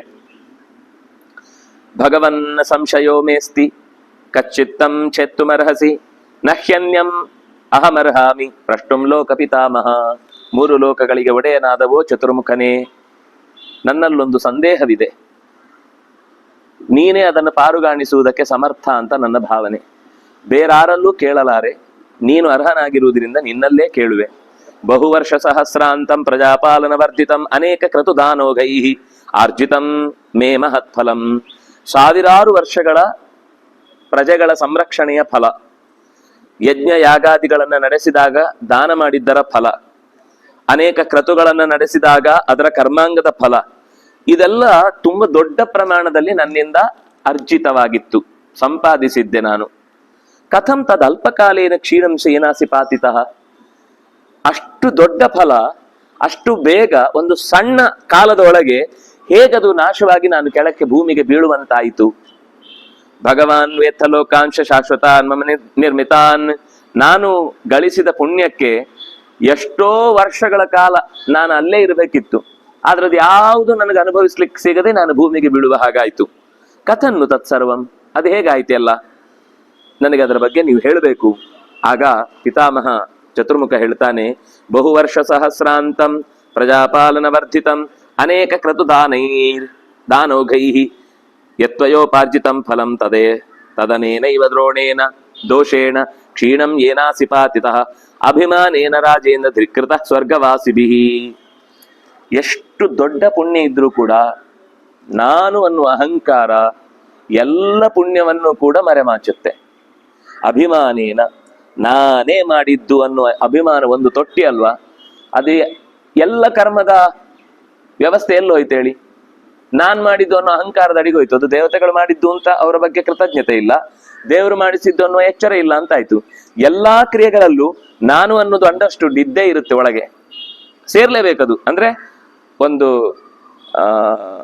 ಸೆಲ್ಫ್ ಎಕ್ಸಿಸ್ಟೆನ್ಸ್ ಅಂತೂ ಇದ್ದೇ ಇರಬೇಕು. ಆದ್ರೆ ಆ ಸೆಲ್ಫ್ ಎಕ್ಸಿಸ್ಟೆನ್ಸ್ ಅನ್ನುವ ರೂಪ ಮರೆತು ಅದು ಈಗೋ ಆದ್ರಿಂದ ಅಷ್ಟೂ ಕರ್ಮ ಈಗ ವ್ಯರ್ಥ ಆಯ್ತು. ಎಷ್ಟು ಕೆಲಸ ಮಾಡಿಯೂ ಕೂಡ ಎಲ್ಲ ಕೆಲಸದಲ್ಲಿ ಅಭಿಮಾನ ತೋರಿ ನನ್ನದು, ನಾನು ಮಾಡಿದ್ದು ಅನ್ನುವ ಒಂದು ಹಠ ಏನಿತ್ತು, ಅದು ನಿನ್ನ ಎಲ್ಲಾ ಪುಣ್ಯಗಳನ್ನು ಧಿಕ್ಕೃತಂ, ನಿನ್ನ ಫಲಗಳಿಗೆ ಅದು ಧಿಕ್ಕಾರ ಹಾಕಿತು. ಯಾವುದು ಮೇಲೆ ಎದ್ದು ಬರ್ಲಿಕ್ಕೆ ತಯಾರಿಲ್ಲ. ಯಾವ ಪುಣ್ಯವು ಕೂಡ ಅಯ್ಯೋ ಇವನು ಮಾಡಿದ್ದು ಅಂತ ಹಠ ಮಾಡಿದ್ರೆ ನಾನು ಇವನು ಮಾಡಿದ್ರಿಂದ ಆದದ್ದಲ್ಲ, ದೇವತೆ ಭಗವಂತನ ಸಂಕಲ್ಪದಿಂದ ಆದದ್ದದು. ಇವನು ಸಹಾಯಕವಾಗಿ ಬಂದದ್ದು, ಆದ್ರೆ ಇವನು ನಾನೇ ಮಾಡಿದ್ದು ಅಂತ ಕ್ಲೇಮ್ ಮಾಡ್ತಿದ್ದಾನೆ ಅಂತ ಹೋಗ್ಲಿ. ಆ ಪುಣ್ಯ ಫಲಗಳೇ ಅವನಿಗೆ ಎದುರುಗಡೆ ಬರಲಿಲ್ಲ. ಪತನಾರೋಹಣವಿದಂ ಕಥಯಿಷ್ಯಂತಿ ತೇ ನರಾಹ ನಾವಮನ್ಯಾಸ್ತ್ವಯಾ ರಾಜನ್ ಅಧಮೋತ್ಕೃಷ್ಟ ಮಧ್ಯಮಾಹ ನಹಿಮಾನ ಪ್ರದಗ್ಧಾನಾಂ ಕಶ್ಚಿದಸ್ತಿ ಶಮ ಕ್ವಚಿತ್. ಅಹಂಕಾರದಿಂದ ಏನಾಗುತ್ತೆ ಹೇಳಿ, ನಮಕ್ಕಿಂತ ಉತ್ತಮರಾಗ್ಲಿ, ಮಧ್ಯಮರಾಗ್ಲಿ, ಅಧಮರಾಗ್ಲಿ ಎಲ್ಲರ ಬಗ್ಗೆಯೂ ಕೂಡ ಒಂದು ಅಸಡ್ಡೆ ಬೆಳೆಯುತ್ತೆ. ಯಾವಾಗ ಅಸಡ್ಡೆ ಬೆಳೆಯುತ್ತೋ ಅವರ ಕಣ್ಣಲ್ಲಿ ನಾವು ಚಿಕ್ಕವರಾಗ್ಬಿಡ್ತೇವೆ. ಈಗ ಯಾರಿಂದನೋ ನಮಗೆ ತುಂಬಾ ತೊಂದರೆ ಆಯ್ತು ಅಂದ್ರೆ ಅವರನ್ನು ಹೋಗಿ ನಾವು ನಾಶ ಮಾಡಿ ಬಿಡುತ್ತೇವೆ ಅನ್ನೋದು ಮೂರ್ಖತನ. ಅವರಿಗೂ ಅವರದ್ದೇ ಆದ ಅಸ್ತಿತ್ವದ ಅಂಶದ ಅಧಿಕಾರ ಇದೆ. ಅವ್ರ ಬಾಡಿಗೆ ಅವ್ರು ಬದುಕ್ತಾ ಇರ್ತಾರೆ. ನಾವ್ ಯಾರು ಅವರನ್ನ ಎಲಿಮಿನೇಟ್ ಮಾಡ್ಲಿಕ್ಕೆ?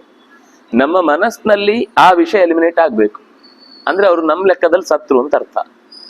ಹಾಗೆ ನೀನು ಯಾವಾಗ ಅಹಂಕಾರ ತೋರಿಸಿದೆ, ಅವರ ಮನಸ್ಸಿನಲ್ಲಿ ನೀನ್ ಎಲಿಮಿನೇಟ್ ಆದ ಹೋದಿ. ಯಾಕಂದ್ರೆ ನೀನು ಅಹಂಕಾರದಿಂದ ನಾನೇ ನಾನೇ ನಾನೇ ಅಂತ ಎಲ್ಲದಕ್ಕೂ ಹಾರಾಡಿದೆ. ಎಲ್ಲ ದೇವತೆಗಳೇ ನಿಂತು ಮಾಡಿದ್ದು ನಿನ್ನೊಳಗೆ. ಆದ್ರೆ ನೀನು ಯಾವಾಗ ಅವರಿಗೆ ಆ ಕ್ರೆಡಿಟ್ ಕೊಡದೆ, ದೊಡ್ಡವರನ್ನು ಅಂತ ಗುರುತಿಸ್ಲಿಲ್ಲ, ಸಣ್ಣವರನ್ನು ಅಂತ ಗುರುತಿಸ್ಲಿಲ್ಲ, ಮಧ್ಯಮರನ್ನು ಅಂತ ಪ್ರೀತಿಸ್ಲಿಲ್ಲ, ಎಲ್ಲರನ್ನು ತಿರಸ್ಕರಿಸಿದ್ಯಲ್ವಾ, ಆಗ ತನ್ನಿಂದ ತಾನೇ ನಹಿ ಮಾನ ಪ್ರದಗ್ಧಾನ, ಮಾನ ಅಭಿಮಾನ ಅಹಂಕಾರದಿಂದ ಯಾರು ದಹಿಸಿ ಹೋಗ್ತಾರೋ ಅವ್ರು ಬೇರೆಯವರ ಮನಸ್ಸಿನಲ್ಲಿ ಉಳಿಯುವುದಿಲ್ಲ. ಏನಾದ್ರೆ ಏನ್ರಿ ನಾನು ನಾನು ಸಾಯ್ತಾ ಇರ್ತಾನೆ, ಅವನನ್ನೇನ್ ಮಾತಾಡ್ಸೋದು ಅಂತ ಬಿಟ್ಬಿಡ್ತಾರೆ. ಎಲ್ಲ ಮಾಡಿ ಫೋಟೋ ತೆಗೆದು ನೋಡಿ ನಾವು ಕೆಟ್ಟು ಕೊಟ್ಟಿದೀವಿ ಅಂತ ತೋರಿಸಿದ್ರೆ ಎಷ್ಟು ಸ್ವಾಭಿಮಾನ ಇದ್ದವನು ಯಾರಿಗಾದ್ರೂ ಆ ಫೋಟೋ ತೆಕ್ಕೊಂಡು ಅವನು ಪ್ರಚಾರಕ್ಕೆ ಹಾಕೊಳ್ತಾನೆ ಅಂದ್ರೆ ಮನಸ್ಸು ಬರುತ್ತೆ? ಬೇಡರಿ. ಎಷ್ಟೋ ಕಡೆ ಹಾಗಾಗಿದೆ. ಅವ್ರು ಫೋಟೋ ತಗೊಳ್ಳಿಕ್ಕೆ ಹೋದಾಗ ಹಾಗಿದ್ರೆ ಬೇಡ, ನಮ್ಗೆ ಎಷ್ಟಿದೆಯೋ ಅಷ್ಟರಲ್ಲಿ ನಾವು ತೃಪ್ತರಾಗಿ ಬದುಕ್ತೇವೆ, ನಾವೇನ್ ದರಿದ್ರರಲ್ಲ, ನಮಗೆ ಕೆಲಸವೂ ಇದೆ, ಸಂಪಾದನೆ ಇದೆ, ಈಗ ಹೊರಗಡೆ ಹೋಗಿ ಅಕ್ಕಿ ತಗೊಂಡ್ ಬರ್ಲಿಕ್ಕೆ ನಮ್ಮ ಹತ್ರ ಅವಕಾಶ ಇಲ್ಲ ಅನ್ನೋ ಒಂದೇ ಕಾರಣಕ್ಕೆ ನೀವು ಕೊಟ್ಟ ಅಕ್ಕಿ ತಗೊಳ್ಳಿಕ್ ಬಂದಿದ್ದೀವಿ. ನಮ್ಗೆ ಅಕ್ಕಿ ದುಡಿಲಿಕ್ಕೆ ಆಗುದಿಲ್ಲ ಅಂತ ಅರ್ಥ ಅಲ್ಲ. ಈಗ ನಮ್ಗೆ ಸಿಗೋ ಅಕ್ಕಿ ಇಲ್ಲಿ ನಿಮ್ದಾದ್ರಿಂದಾಗಿ ತಗೊಳ್ತಾ ಇದ್ದೇವೆ. ನೀವು ದುಡ್ಡೇ ಕೊಟ್ಟು ತಗೊಳ್ಳಿ, ನಾವು ದುಡ್ಡು ಕೊಟ್ಟು ತಗೋತೀವಿ. ಅದು ಬಿಟ್ಟು ನೀವು ಕೊಟ್ಟಿದ್ದೇವೆ ಇಷ್ಟು ಜನಕ್ಕೆ ಸಂತ್ರಸ್ತರು ಅಂತೇಳಿ ನೀವು ನಮ್ಮನ್ನು ಒಳ್ಳೆ ನಿರಾಶ್ರಿತರ ಕಚೇರಿಯಲ್ಲಿ ತೆಗೆದು ತೋರಿಸಿದಾಗ ನಮ್ಮನ್ನು ಕೊಡುವುದಾದ್ರೆ ಬೇಡ. ಆತ್ಮ ತೃಪ್ತಿಗೆ ಅದು ಬಾಧಕ ಆಗುತ್ತೆ ಅಂತ ಹೇಳುವುದನ್ನು ನಾವು ಲೋಕದಲ್ಲಿ ಸಾಮಾನ್ಯ ವ್ಯಕ್ತಿಗಳದ್ದೇ ನೋಡ್ತೇವೆ. ಅಂಥದ್ರಲ್ಲಿ ದೇವತೆಗಳು ಎಲ್ಲಾ ಕಾರ್ಯ ಮಾಡಿಯೂ ಅವರಿಗೆ ಅದರ ಕ್ರೆಡಿಟ್ ಅನ್ನು ನೀನು ಚೂರು ಕೊಡದೆ ನಾನೇ ಮಾಡಿದ್ದು ಅಂತ ಅಭಿಮಾನ ಯಾವತ್ತು ಪಟ್ಟಿಯೋ ಅವತ್ತು ದೇವತೆಗಳ ಲಿಸ್ಟ್ ನಲ್ಲಿ ನೀನು ಡಿಲಿಟ್ ಆಗಿ ಹೋದಿ. ಆಗ ಅವರೆಲ್ಲ ನೋಡುವುದಿಲ್ಲ ಅಂತ ಅಂದ್ಮೇಲೆ ನಿಂಗಿಲ್ಲಿ ಉಳಿಲಿಕ್ಕೆ ಅವಕಾಶ ಇಲ್ಲ ಅಂತ ಆಯ್ತು. ಆಗ ನೀನು ಪಾತಿತಃ ಭೂಮಿಗೆ ಬಿದ್ದೆ. ಇಲ್ಲಿ ಯಾರು ನಿನ್ನನ್ನು ಗಮನಿಸ್ಲಿಲ್ಲ. ಆದ್ರಿಂದಾಗಿ ಎಲ್ಲರೂ ಪರಸ್ಪರ ಒಬ್ಬರನ್ನೊಬ್ಬರು ಗಮನಿಸ್ತಾ ಇದ್ರೆ ಮಾತ್ರ ಅವ್ರು ಕೆಳಕ್ ಬೀಳುವುದನ್ನು ತಪ್ಪಿಸ್ಬಹುದು. ಇಲ್ಲೇ ಈಗ ಎಲ್ಲೋ ಒಂದು ನಾವು ಯಾವ್ದೋ ಝೂಲಾದಲ್ಲಿ ಹೋಗ್ತಾ ಇದ್ದೇವೆ ಅಂತ ಇಟ್ಕೊಳ್ಳಿ, ಅದು ಸ್ವಲ್ಪ ಆ ಕಡೆ ಈ ಕಡೆ ಎಲ್ಲ ತುಂಬಾ ಹಾಳಾಗಿದೆ. ಆಗ ನಾವು ಪರಸ್ಪರ ಒಬ್ಬರನ್ನೊಬ್ರು ಗಮನಿಸ್ತಾ ಇದ್ರೆ ನಾವು ಕೊನೆಯ ತನಕನೂ ಹೋಗ್ಬೋದು. ಯಾರೋ ಗಮನಕ್ಕೆ ಬರೋದೆ ನಾನೆಲ್ಲ ಮಾಡ್ತೇನೆ ಅಂತ ಎದ್ದು ಒಂದು ಸೈಡಲ್ಲಿ ಹಿಡಿದು ಅದನ್ನೇನೋ ನೇತಾಡ್ಲಿಕ್ಕೆ ಹೋದ ಅಂದ್ರೆ ಬಿದ್ದೋಗ್ತಾನೆ. ಉಳಿದವ್ರು ಯಾರು ಅವನನ್ನು ಗಮನಿಸ್ಲಿಕ್ಕೆ ಆಗಲ್ಲ. ಯಾಕಂದ್ರೆ ನಾನೇ ಅಂತ ಹಾರುತ್ತಾ ಇರ್ತಾನೆ. ಅವನನ್ನ ಹೇಗೆ ಗಮನಿಸುವುದು? ಇನ್ನೊಬ್ರು ಹೇಳಿದ್ದನ್ನ ಕೇಳಿದ್ರೆ ಅವನನ್ನ ಬೇಡ, ಆ ಕಡೆ ಹೋಗ್ಬೇಡ, ಅಲ್ಲಿ ಪಾದ ಇಡ್ಲಿಕ್ಕೆ ಆಗುದಿಲ್ಲ, ಅದು ಒಳಗೆ ಕುಸಿತಾ ಇದೆ, ಹಿಂದಕ್ಕೆ ಬಾ ಅಂತ ಇಷ್ಟು ಕರೆದ್ರೆ ಅವನ ಅದು ಕೇಳಿದ್ರೆ ಸರಿ. ಅವ್ರು ಹೇಳಿದ್ಮೇಲೂ ಕೇಳುದಿಲ್ಲ ಅಂತ ಕಾಲಿಟ್ಟ ಅಂದ್ರೆ ಬಿದ್ದರೆ ಇವ್ರು ಯಾರು ರಕ್ಷಣೆ ಮಾಡೋರು? ಹಾಗೆ ಇವನು ನಾನು ನಾನು ನಾನು ಅಂತ ಅಹಂಕಾರ ಪಟ್ಟ, ಅವರ ಗಮನದಲ್ಲಿ ತಪ್ಪಿ ಹೋದ ಕೆಳಗೆ ಬಿದ್ದ. ವಿಷಮಾಣ್ಯ ಪಿತೆ ಪ್ರಾಪ್ತಾ ತರಿಷ್ಯಂತಿನ ಸಂಶಯ. ಯಾರು ನರರು ತುಂಬಾ ತೀವ್ರವಾದ ದುಸ್ಥಿತಿಯನ್ನ ತಂದುಕೊಂಡ ಮೇಲೆ ಅವರನ್ನ ಅವರೇ ಎತ್ತರಿಸಿಕೊಳ್ಳಿಕ್ ಸಾಧ್ಯ ಇಲ್ಲ ಅಂತ ಆದ್ಮೇಲೆ ಬೀಳುವುದನ್ನು ಯಾರಿಗೂ ತಪ್ಪಿಸ್ಲಿಕ್ಕೆ ಆಗಲ್ಲ. ಅವ್ರು ಬಿದ್ದೇ ಬೀಳ್ತಾರೆ. ನಾರದ ಉವಾಚ ಏಷ ದೋಷೋಭಿಮಾನೇನ ಪುರಾ ಪ್ರಾಪ್ತೋ ಯಾತಿನ ನಿರ್ಬದ್ಧತಾ ಅತಿ ಮಾತ್ರಂಚ ಗಾಲವೇ ನಮಹೀಪತೆ. ನಿಂಗೆ ಎರಡು ವಿಷಯ ಹೇಳಬೇಕಾದದ್ದು ನಾನು. ನಾರದರು ದುರ್ಯೋಧನನಿಗೆ ಹೇಳ್ತಾರೆ. ಒಂದು ಯಯಾತಿಯ ಅಭಿಮಾನ, ಎರಡನೇದ್ದು ಗಾಲವನ ನಿರ್ಬಂಧ. ಅದು ಯಾವತ್ತೂ ಒಳ್ಳೇದಲ್ಲ. ಒಬ್ಬರನ್ನ ನಮ್ಮ ವಶದಲ್ಲೇ ಇರಬೇಕು ಅಂತ ಅವರನ್ನ ಹಿಡಿದಿಟ್ಕೊಳ್ಳುವ ಪ್ರಯತ್ನ ಇದೆಯಲ್ವಾ, ಇದು ಅಪಾಯಕ್ಕೆ ಕಾರಣ. ಎರಡನೇದು ಎಲ್ಲ ನಾನೇ ಮಾಡಿದ್ದು ಅನ್ನೋ ಅಹಂಕಾರ ಇದೆಯಲ್ವಾ, ಇದು ಕೂಡ ಪತನಕ್ಕೆ ಕಾರಣ. ನಿನ್ನಲ್ಲಿ ಎರಡೂ ದೋಷ ಇದೆ.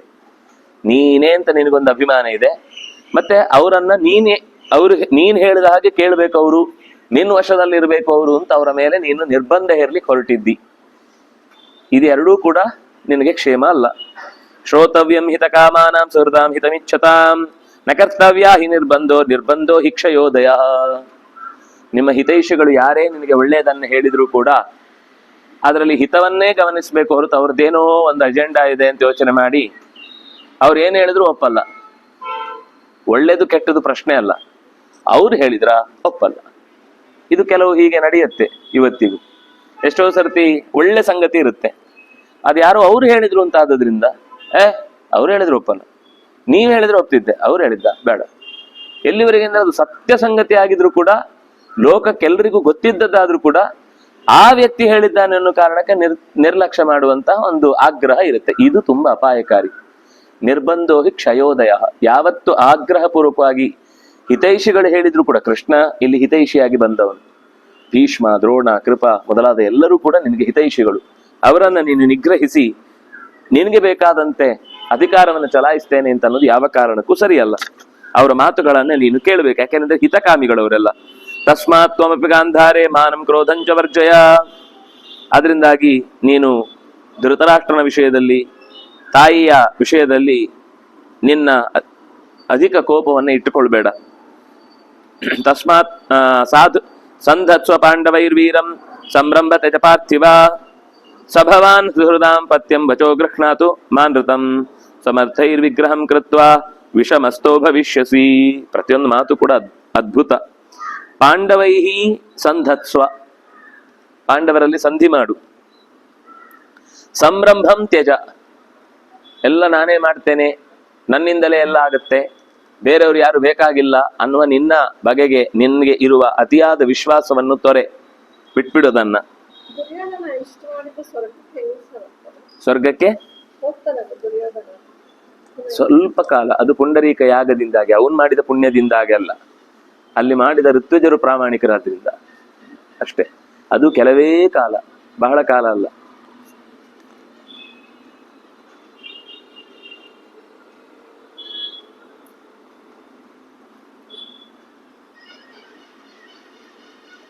ಸುಹೃದಾಂ ಪಥ್ಯಂ ವಚಃ ಗೃಹ್ಣಾತು. ಸಜ್ಜನರು, ನಿನಗೆ ಹಿತ ಬಯಸುವವರು ಪಥ್ಯವಾದ ಮಾತು, ಸಾಮಾನ್ಯ ಪಥ್ಯವಾದದ್ದು ಇಷ್ಟ ಆಗಲ್ಲ. ಎಣ್ಣೆ ಪದಾರ್ಥ ತಿನ್ಬೇಡಿ, ಒಳ್ಳೆಯದಲ್ಲ, ಅದಾಗುದೇ ಇಲ್ಲ. ನಮ್ಗೆ ಅದೇ ಇಷ್ಟ. ಯಾವುದು ನಾಲಿಗೆಗೆ ಇಷ್ಟವೋ ಅದು ದೇಹಕ್ಕೆ ಹಿತ ಆಗಲ್ಲ, ಯಾವುದು ದೇಹಕ್ಕೆ ಹಿತವೋ ಅದು ನಾಲಿಗೆಗೆ ರುಚಿ ಆಗಲ್ಲ. ಅದು ಲೋಕದ ಸಹಜ ನಿಯಮ.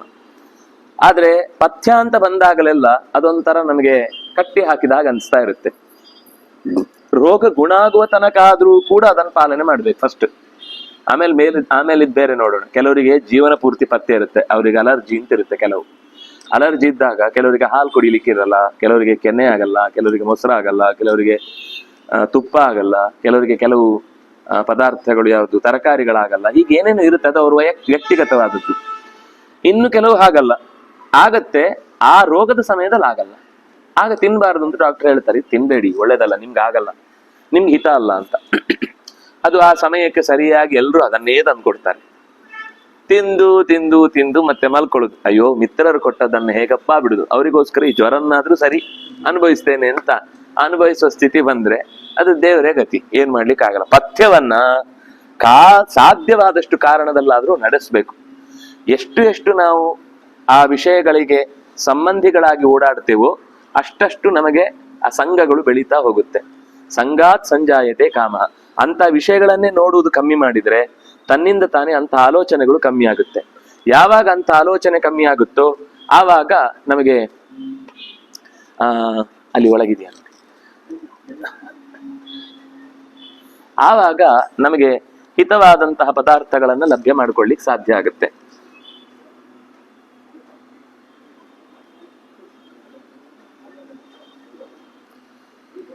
ಸಮರ್ಥರಾದ ಪಾಂಡವರ ಜೊತೆಗೆ ನೀವು ಯುದ್ಧ ಮಾಡಿ ಪ್ರಾಣ ತೊರೆಯುವುದು ಯಾವ ಕಾರಣಕ್ಕೂ ಸರಿ ಅಂತ ಕಾಣಿಸ್ತಿಲ್ಲ.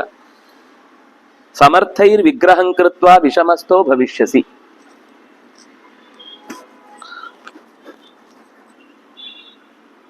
ಪಾಂಡವರ ತಾಕತ್ತಿನ ಬಗ್ಗೆ ನಾನು ಹೇಳಬೇಕಾಗಿಲ್ಲ, ನಿಮಗೆ ಚೆನ್ನಾಗಿ ಗೊತ್ತಿದೆ. ಭೀಮ ನೀನು ವಿಷ ಕುಡಿಸಿದ್ರು ಪ್ರಾಣ ಬಿಡ್ಲಿಲ್ಲ ಅವನು.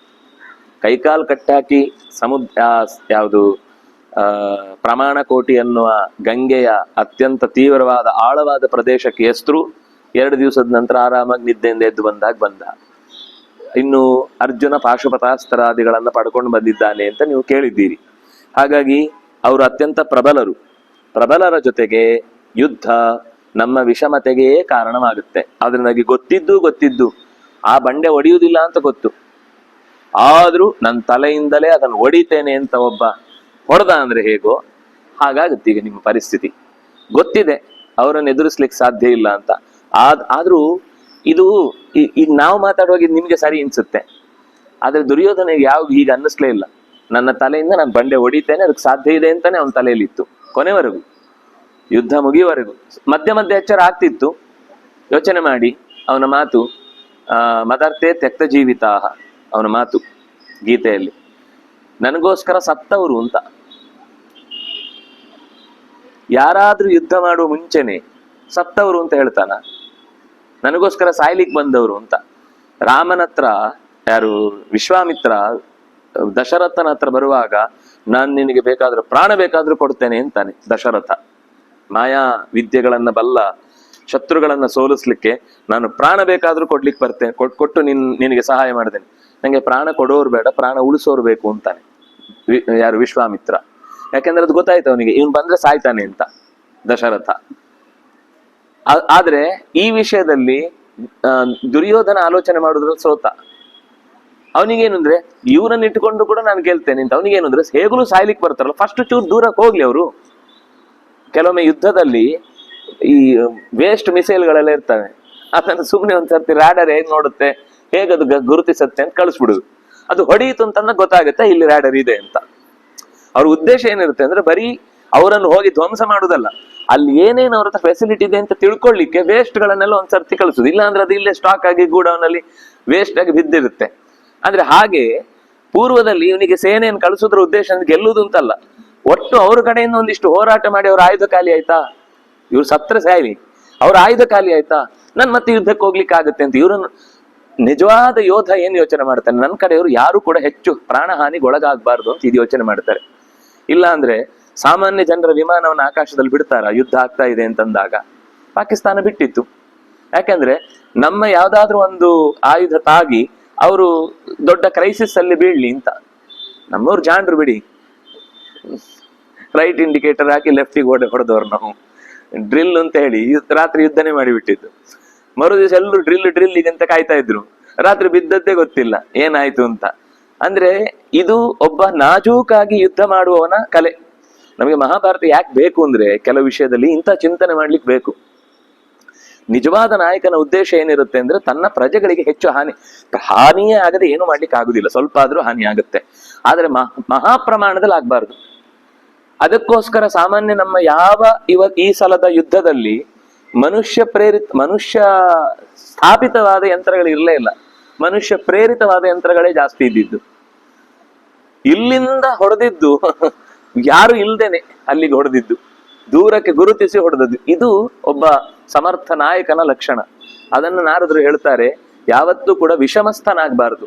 ನಮ್ಮವರಲ್ಲಿ ನಾವು ನಮ್ಮತನವನ್ನು ಉಳಿಸ್ಕೊಂಡು ಎದುರಾಳಿಯ ಶಕ್ತಿಗೆ ಕಡಿವಾಣ ಹಾಕಬೇಕು. ಹಾಗಿದ್ರೆ ಮಾತ್ರ ಯುದ್ಧದಲ್ಲಿ ಒಳ್ಳೇದಾಗುತ್ತೆ. ಇಲ್ಲ ಅಂದ್ರೆ ಸಂಧಾನ ಮಾಡಿಕೊಳ್ಳುವುದು ಉತ್ತಮ ಅಂತ ಇಷ್ಟು ಎಚ್ಚರಿಕೆ ಕೊಡುತ್ತಾನೆ. ದದಾದಿ ಯತ್ ಪಾರ್ಥಿವ ಯತ್ ಕರೋತಿ ಯದ್ವಾ ತಪಸ್ತಪ್ಯತಿ ಯಜ್ಜುಹೋತಿ ನ ತಸ್ಯ ನಾಶೋಸ್ತಿ ನ ಚಾಪ ಕರ್ಷೋ ನಾನ್ಯಸ್ತದಶ್ನಾಸಿ ಸ ಏವ ಕರ್ತ. ಪಾರ್ಥಿವ, ಓ ರಾಜನೇ, ಯದ್ ದದಾತಿ ಯತ್ ಕರೋತಿ ಯತ್ ತಪಃ ತಪ್ಯತಿ ಯಜ್ಜುಹೋತಿ ನ ತಸ್ಯ ನಾಶಃ ಅಸ್ತಿ. ಯಾರು ಪ್ರಾಮಾಣಿಕವಾಗಿ ದಾನ ಧರ್ಮಾದಿಗಳನ್ನು ಮಾಡ್ತಾನೋ, ಯಾರು ಪ್ರಾಮಾಣಿಕವಾಗಿ ಪ್ರಜೆಗಳ ಹಿತಕರ್ಮದಲ್ಲಿ ತೊಡಗ್ತಾನೋ, ಯಾರು ಪ್ರಾಮಾಣಿಕವಾಗಿ ತಪಸ್ಸನ್ನು ನಡೆಸ್ತಾನೋ, ಮಂತ್ರ ಜಪಾದಿಗಳನ್ನು ಮಾಡ್ತಾನೋ, ಯಾರು ಯಜ್ಞಗಳಲ್ಲಿ ಯಾಗಗಳಲ್ಲಿ ಭಗವಂತನೇ ಪ್ರಧಾನ ಅಂತ ಆಲೋಚಿಸಿ ಕರ್ತವ್ಯಗಳನ್ನು ನಿರ್ವಹಿಸ್ತಾನೋ, ನತಸ್ಯ ನಾಶೋಸ್ತಿ, ಅವನಿಗೆ ನಾಶ ಇಲ್ಲ. ಆದ್ರೆ ಯಾರಾದ್ರೂ ಇದಕ್ಕೆ ವಿರುದ್ಧವಾಗಿ ನಡ್ಕೊಂಡ ಅಂದ್ರೆ, ಎಲ್ಲ ಮಾಡುದು ಜನಗಳು ನೋಡ್ಲಿ ಅಂತ, ಯಜ್ಞ ಆಗ್ಲಿ ಅಂತಲ್ಲ, ಯಜ್ಞದ ಫೋಟೋ ಬೇಕು ಫಸ್ಟ್. ಪೂರ್ಣಾಹುತಿಗಿಂತ ಮುಂಚೆನೆ ಏನಾದ್ರು ಗಲಾಟೆ ಆಗಿ ಯಜ್ಞ ನಿಂತೋದ್ರೂ ಲೆಕ್ಕಕ್ಕಿಲ್ಲ, ಫೋಟೋದಲ್ಲಿ ಯಜ್ಞ ಆಯ್ತು ಅಂತ ಒಂದು ಬೋರ್ಡ್ ಹಾಕಿ ಅಂತ. ಎಷ್ಟು ಶಿಬಿರ ಆಯ್ತು, ಎಷ್ಟು ಪುಸ್ತಕ ಆಯ್ತು ಅಂತ ಹಿಂದಿನ ಅಷ್ಟು ಪುಸ್ತಕಗಳ ಫೋಟೋ ತೆಗೆದು ಹಾಕೋದೇ ದೊಡ್ಡ ಕಾರ್ಯಕ್ರಮ. ಆ ಪುಸ್ತಕದಲ್ಲಿ ಏನಿದೆ ಅದು ಬೇಕಿಲ್ಲ, ನಮ್ದು ಎಷ್ಟು ಪುಸ್ತಕ ಆಗಿದೆ ಅಂತ ತೋರಿಸ್ಬೇಕು. ಅದಕ್ಕೋಸ್ಕರ ನೋಡಿ, ನಮ್ದು 108ನೇ ಪ್ರಕಟಣೆ ಏನು ಅಂದ್ರೆ 32 ಸಂಧಿದ್ದು 32 ಪುಸ್ತಕ ಪ್ರತ್ಯೇಕ. ಅದೇನು ಬರೀ ಸಂಗ್ರಹಣೆ ಹೇಳಲಿಕ್ಕೆ 108 ಪುಸ್ತಕಗಳನ್ನು ಬರೆದಿದ್ದಾರೆ ಅಂತ. ಇಂಥ ತುಂಬಾ ನಡೆಯುತ್ತೆ, ಅದು ಲೋಕದಲ್ಲಿ ನಿರಂತರ ನಡೀತಾ ಇರುವಂತದ್ದೇ, ಯಾರನ್ನು ಹೇಳಿ ಉಪಯೋಗ ಇಲ್ಲ ಇದಕ್ಕೆ. ಆದ್ರೆ ಈ ತರ ಮಾಡಿದ್ರೆ ಅಪಕರ್ಷೋ ಅಸ್ತಿ. ಈಗ ಜನ ಪೇಪರ್ ನೋಡಿ ದೊಡ್ಡ ಜನ ಅಂತ ಅನ್ಕೊಳ್ಬಹುದು, ಆದ್ರೆ 2 ದಿವಸ ಅವ್ರ ಉಪನ್ಯಾಸ ಕೇಳಿದ್ಮೇಲೆ ಗೊತ್ತಾಗುತ್ತೆ ಇದು 3ನೇ ದಿವಸದ ನಾವೇ ಮಾಡ್ಬೋದು ಅಂತ. ಅಂದ್ರೆ ಆ ರೀತಿ ಅಪಕರ್ಷ ಭವತಿ, ಅದರಿಂದ ಹಾನಿ ಆಗುತ್ತೆ.